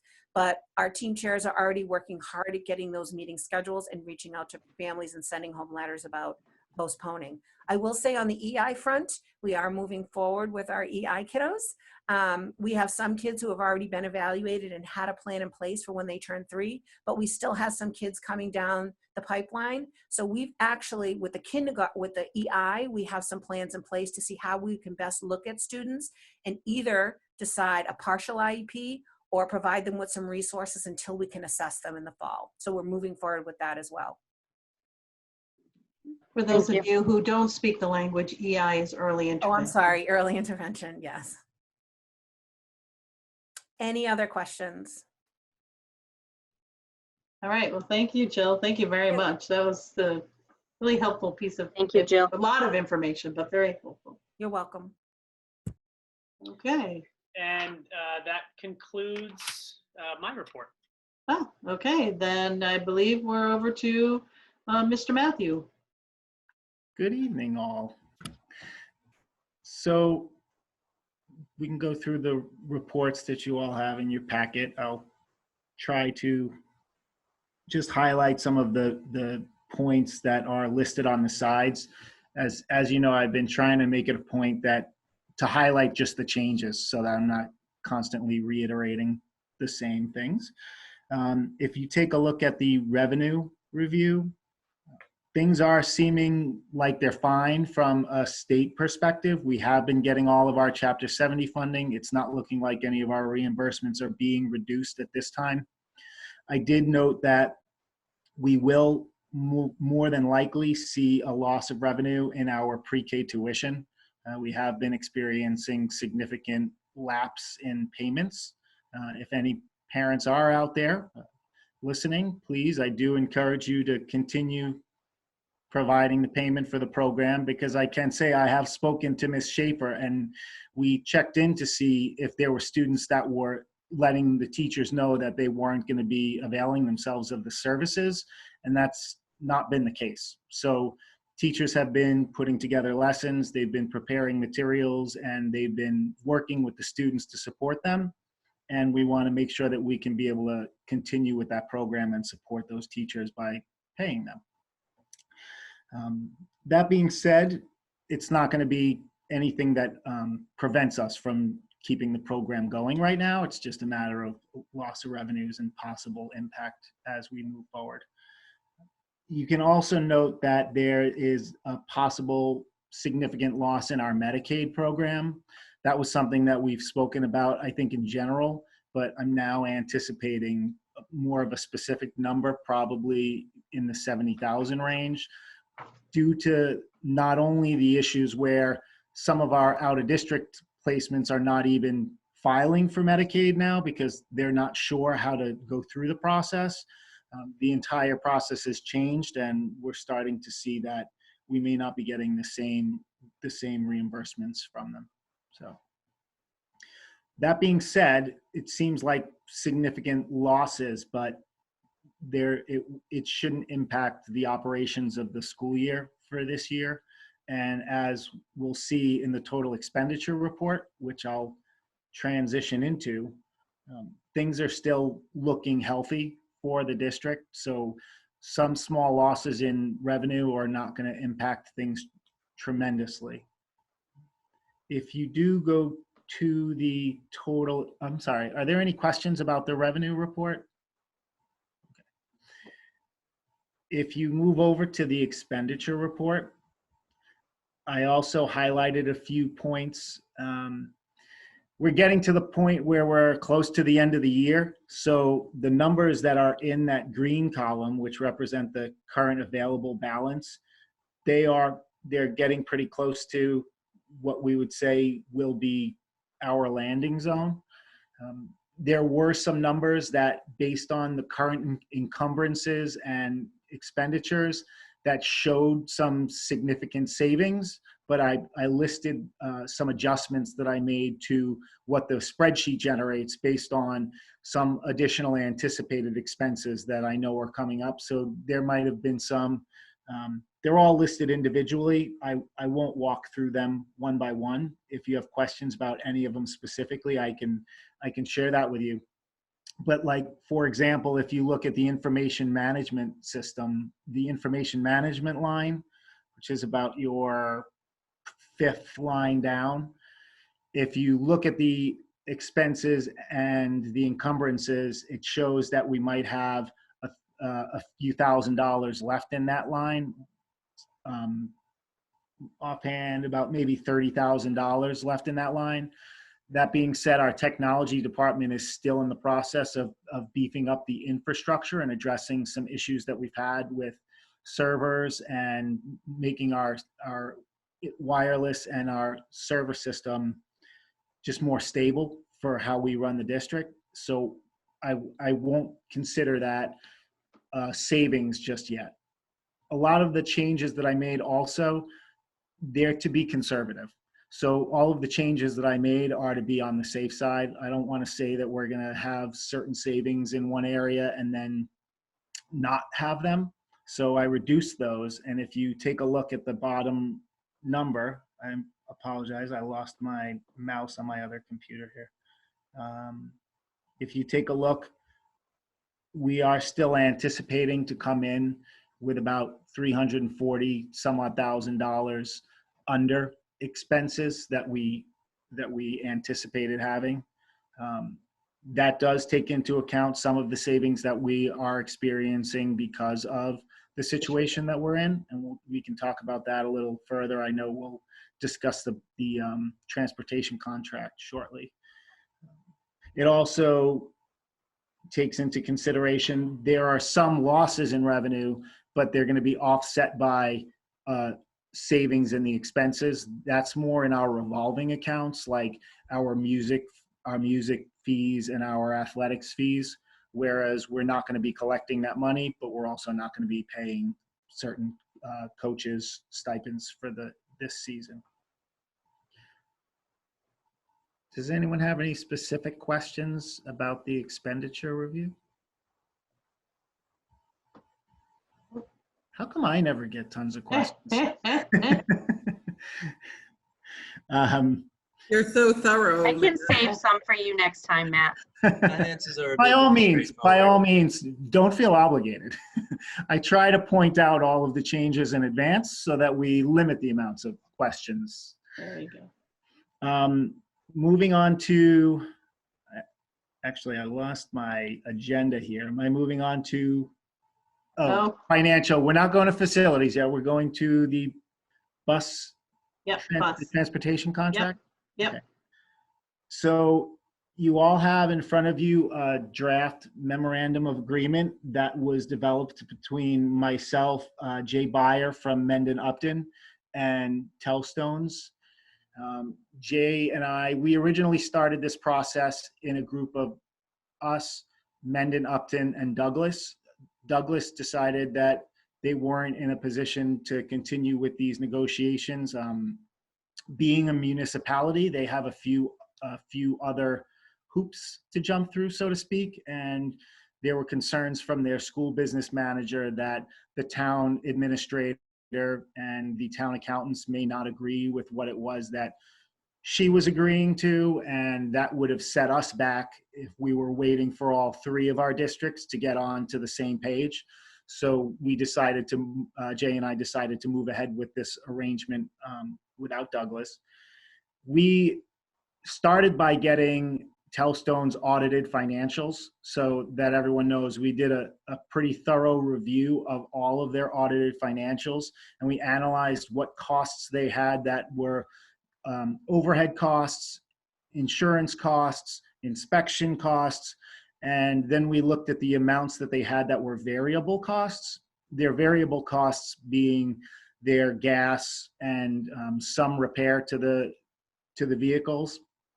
Other variable costs clearly being salaries that were being paid or not being paid.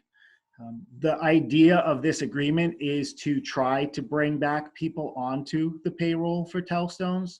They did initially have employees that went on to unemployment.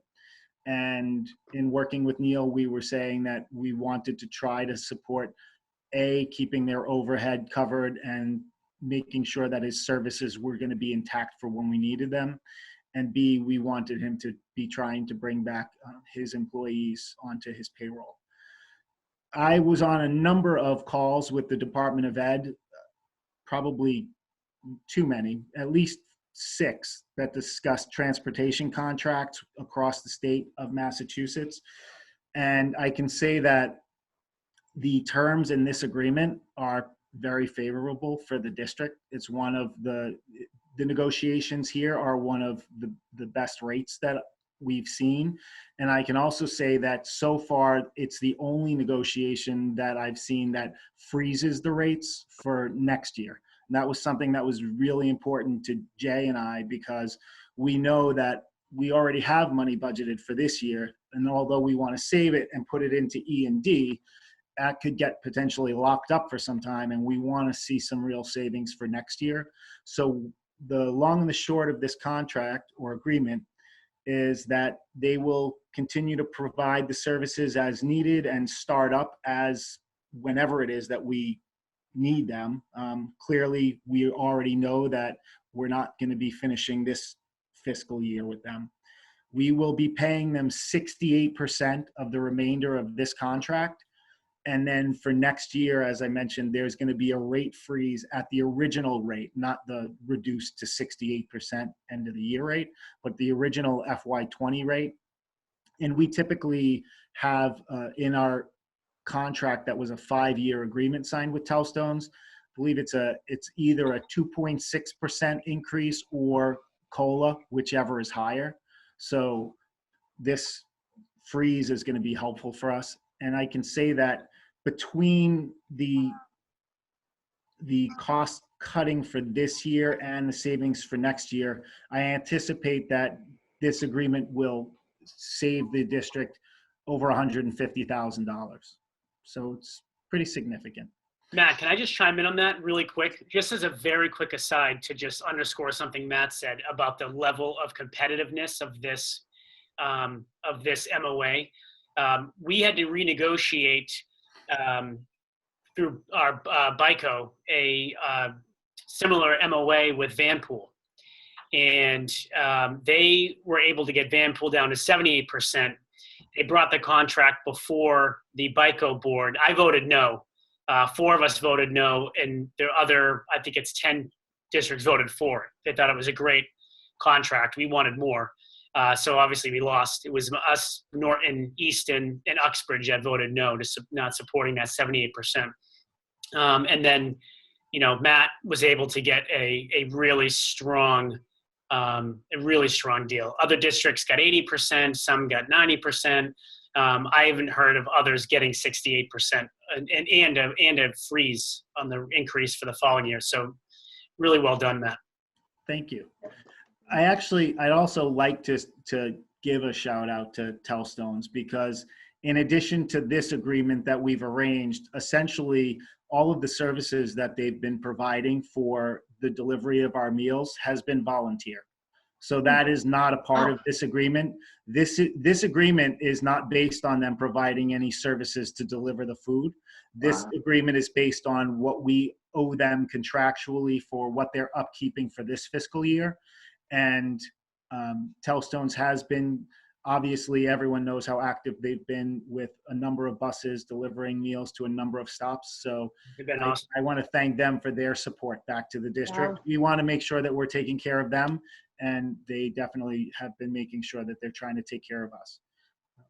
Despite what there may have been I'm not sure what the interpretations were over social media, I can assure everyone that this has been nothing but a very friendly conversation.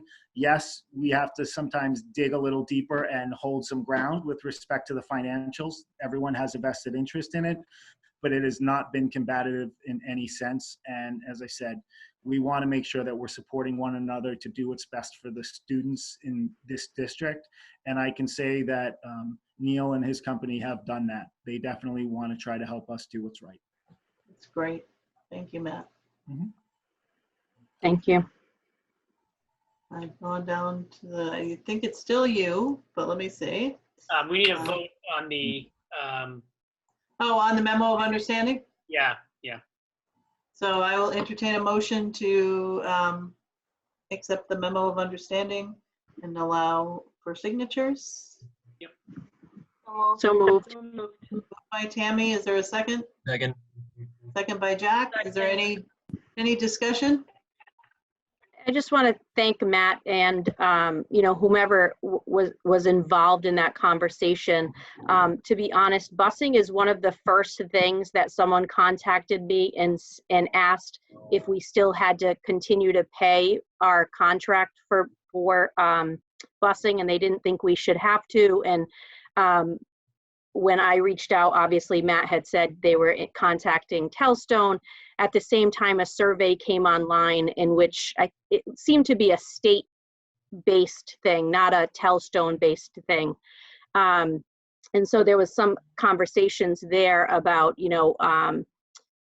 paying 100% of contracts for busing and so I think it's really good that we were able as a district, and well, 2 districts, I guess, to be able to work with, for me, this is a family-run business. These are people that we see every day, support our community in a lot of ways. So, but at the same time, as somebody who's supposed to be fiscally responsible for the school district, you do have to ask yourself the question, if you're not getting a service for 4 months, where's the balance there? So thank you very much, Matt, for working through that in an amicable way.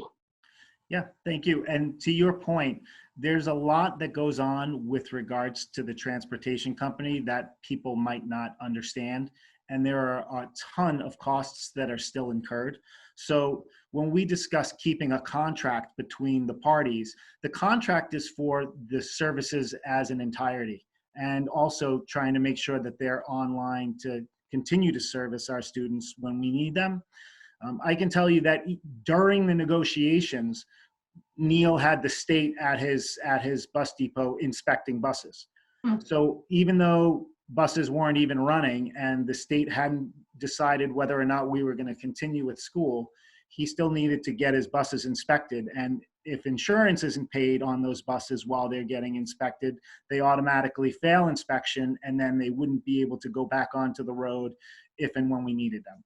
So there are a lot of factors that come into play. So I appreciate the committee understanding and acknowledging that, this isn't a zero sum. It's not, oh, why should we pay anything?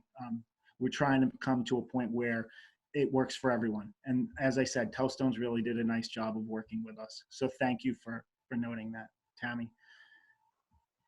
Right. Speaking of wonderful things, I'm sorry. We didn't vote, though. We have to vote. Oh, All those in favor say aye.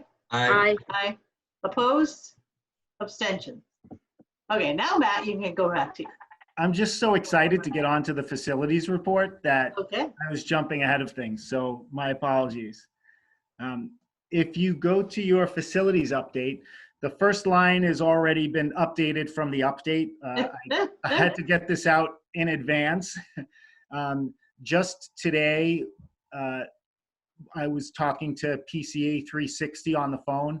PCA 360 is actually the owner's project manager that's working with us on the Millville project. But given the nature of, and I may have mentioned this already, given the scope of what had been going on with the roof, we decided to engage them to help us as our owner's project manager for the roof repairs at the JFK AFM complex.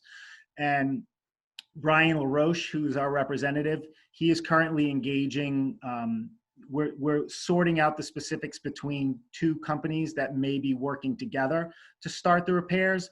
But I did speak to the town administration and to the select board of Blackstone just recently in the last few days. And we're going to be moving forward with this work as quickly as we can. And we're getting people engaged and mobilized to get the work done. With regards to the high school secure vestibule, that is something I've discussed with Dr. DeFalco. There was a company that produces mechanical parts for the doors that we were looking for, and they shut down for 3 weeks. We anticipate them being up and back in production in a timely fashion. They may have to shut down again. So this is one of those things where it's a bit touch and go. But I have spoken to New England Services. I may be saying the wrong company name. Vance is my contact there. So Vance has told me that he's fairly confident that we will be able to get the materials in by June. And therefore, it's probably like a 2 to 3 week project is what they're anticipating. So we should have things completed by mid to late July. And that will hopefully be ready for this upcoming fiscal year whenever the students return to school. Capital planning, the RFP for creating the plan. As school committee knows, I sent surveys to you guys for feedback. We got feedback from all of the leadership team. We got some excellent feedback from the school committee, and we just recently received the finalized versions of those surveys. And Jason and I have to speak about how we want to send those out and what the timing of that's going to look like.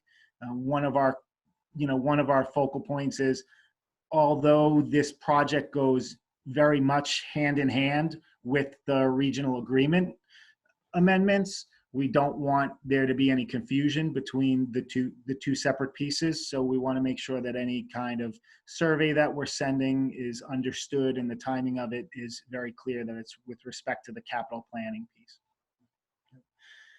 The Millville boiler project, we have engaged NB Kenny.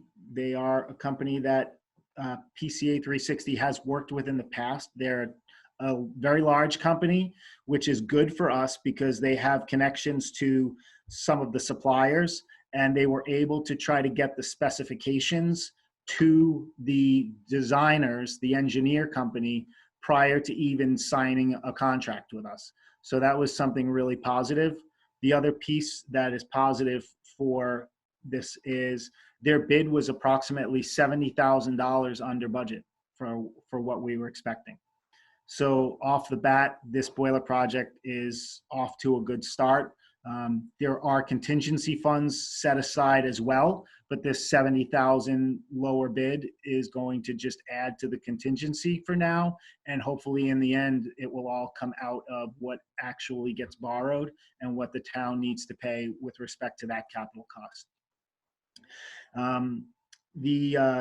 As I was saying, the specifics on the design, going to the designer is important because having all of the information about the tanks and getting that to the designer quickly is allowing them to move ahead with the design plans so that we can try to get this project done through the summer. So right now, because of some steps that have been taken to really fast track things, we are looking like we will complete this before we come back to the school year. Wow. That'd be amazing. And it's a pretty big project. Yeah, that'd be amazing. In addition, speaking of savings, it was interesting. We're moving oil. We're digging for oil. Digging for oil. We don't need to dig for oil because we have oil. There you go. sitting in the tank. It was brought to our attention, not that we didn't know it was there, but I've been working with Matt Walker, who is the new head custodian at Millville. I want to give him a nice shout out. He's been doing an excellent job to start. And he's been in touch with Scott, and there's oil in that underground tank. And what we've been trying to figure out is how we could transport that oil from Millville over to the middle school so that we could top off the tank. At this point, Scott thinks that we can fit all of the remaining oil into the middle school tank. And we're hoping to see between a $5,000 to $10,000 savings on that cost of the oil. The transportation is going to cost about $1,000, but the oil should be worth significantly more than $1,000. That'd be great. Unless, of course, it goes back to negative $3 a barrel, in which case I don't think that's going to happen. Even at that rate, the crude oil was not dropping below $1. So. Any questions? Any questions for Matt? All right, great. Thank you very much. Thank you. Is there any, Jesse, I don't believe we've gotten any other people, so any school committee announcements, questions, issues, things for future meetings? I apologize also. I realized I stepped over the personnel report that we don't discuss on the we don't discuss anything, so anyway. it's all good. On our agenda, it says that our next meeting is June 11th. We actually have a meeting scheduled for May, I believe it's 28th, Dr. DeFalco, is that right? Yeah, May 28th, and we will have that meeting. We will need that meeting, so May 28th, do you all want to do 4:30 again, or? Jack says yes. Is that a regular meeting? I lost my connection. Yeah, Well, it was originally, like what we were originally doing regular meeting workshop, but, and sometimes we didn't hold those workshops, but we will need it as a regular meeting. So Jesse will need to be on Zoom. So May 28th at 4:30, is that what we decided? Yes, May 28th at 4:30.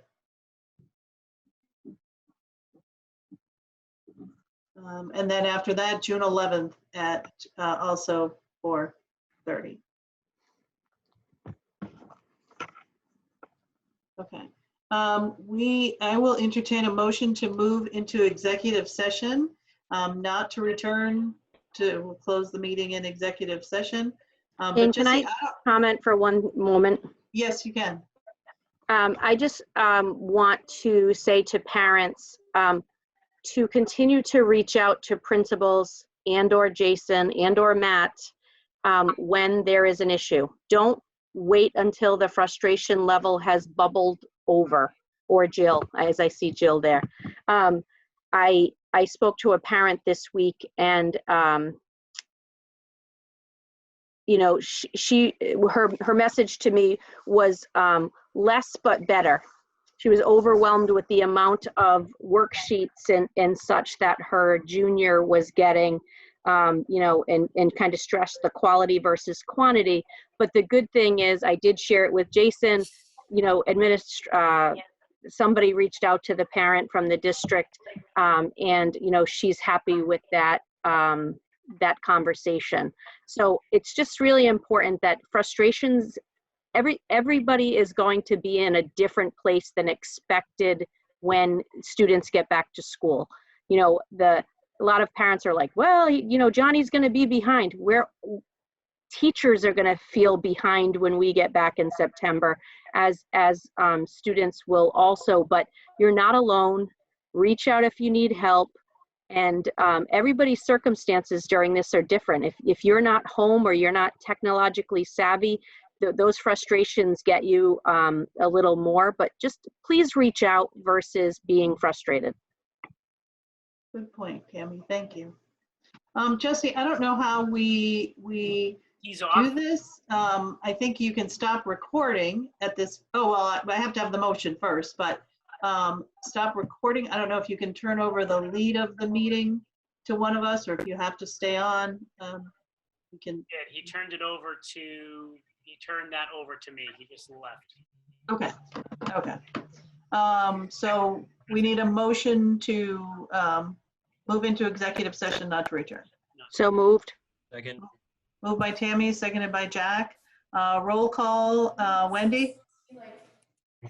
Aaron? Yes. Tammy? Yes. Sarah? Yes. Sarah? Yes. Karen? Yes. Jack? Yes. And I'm yes, and I don't think I missed anybody. Okay.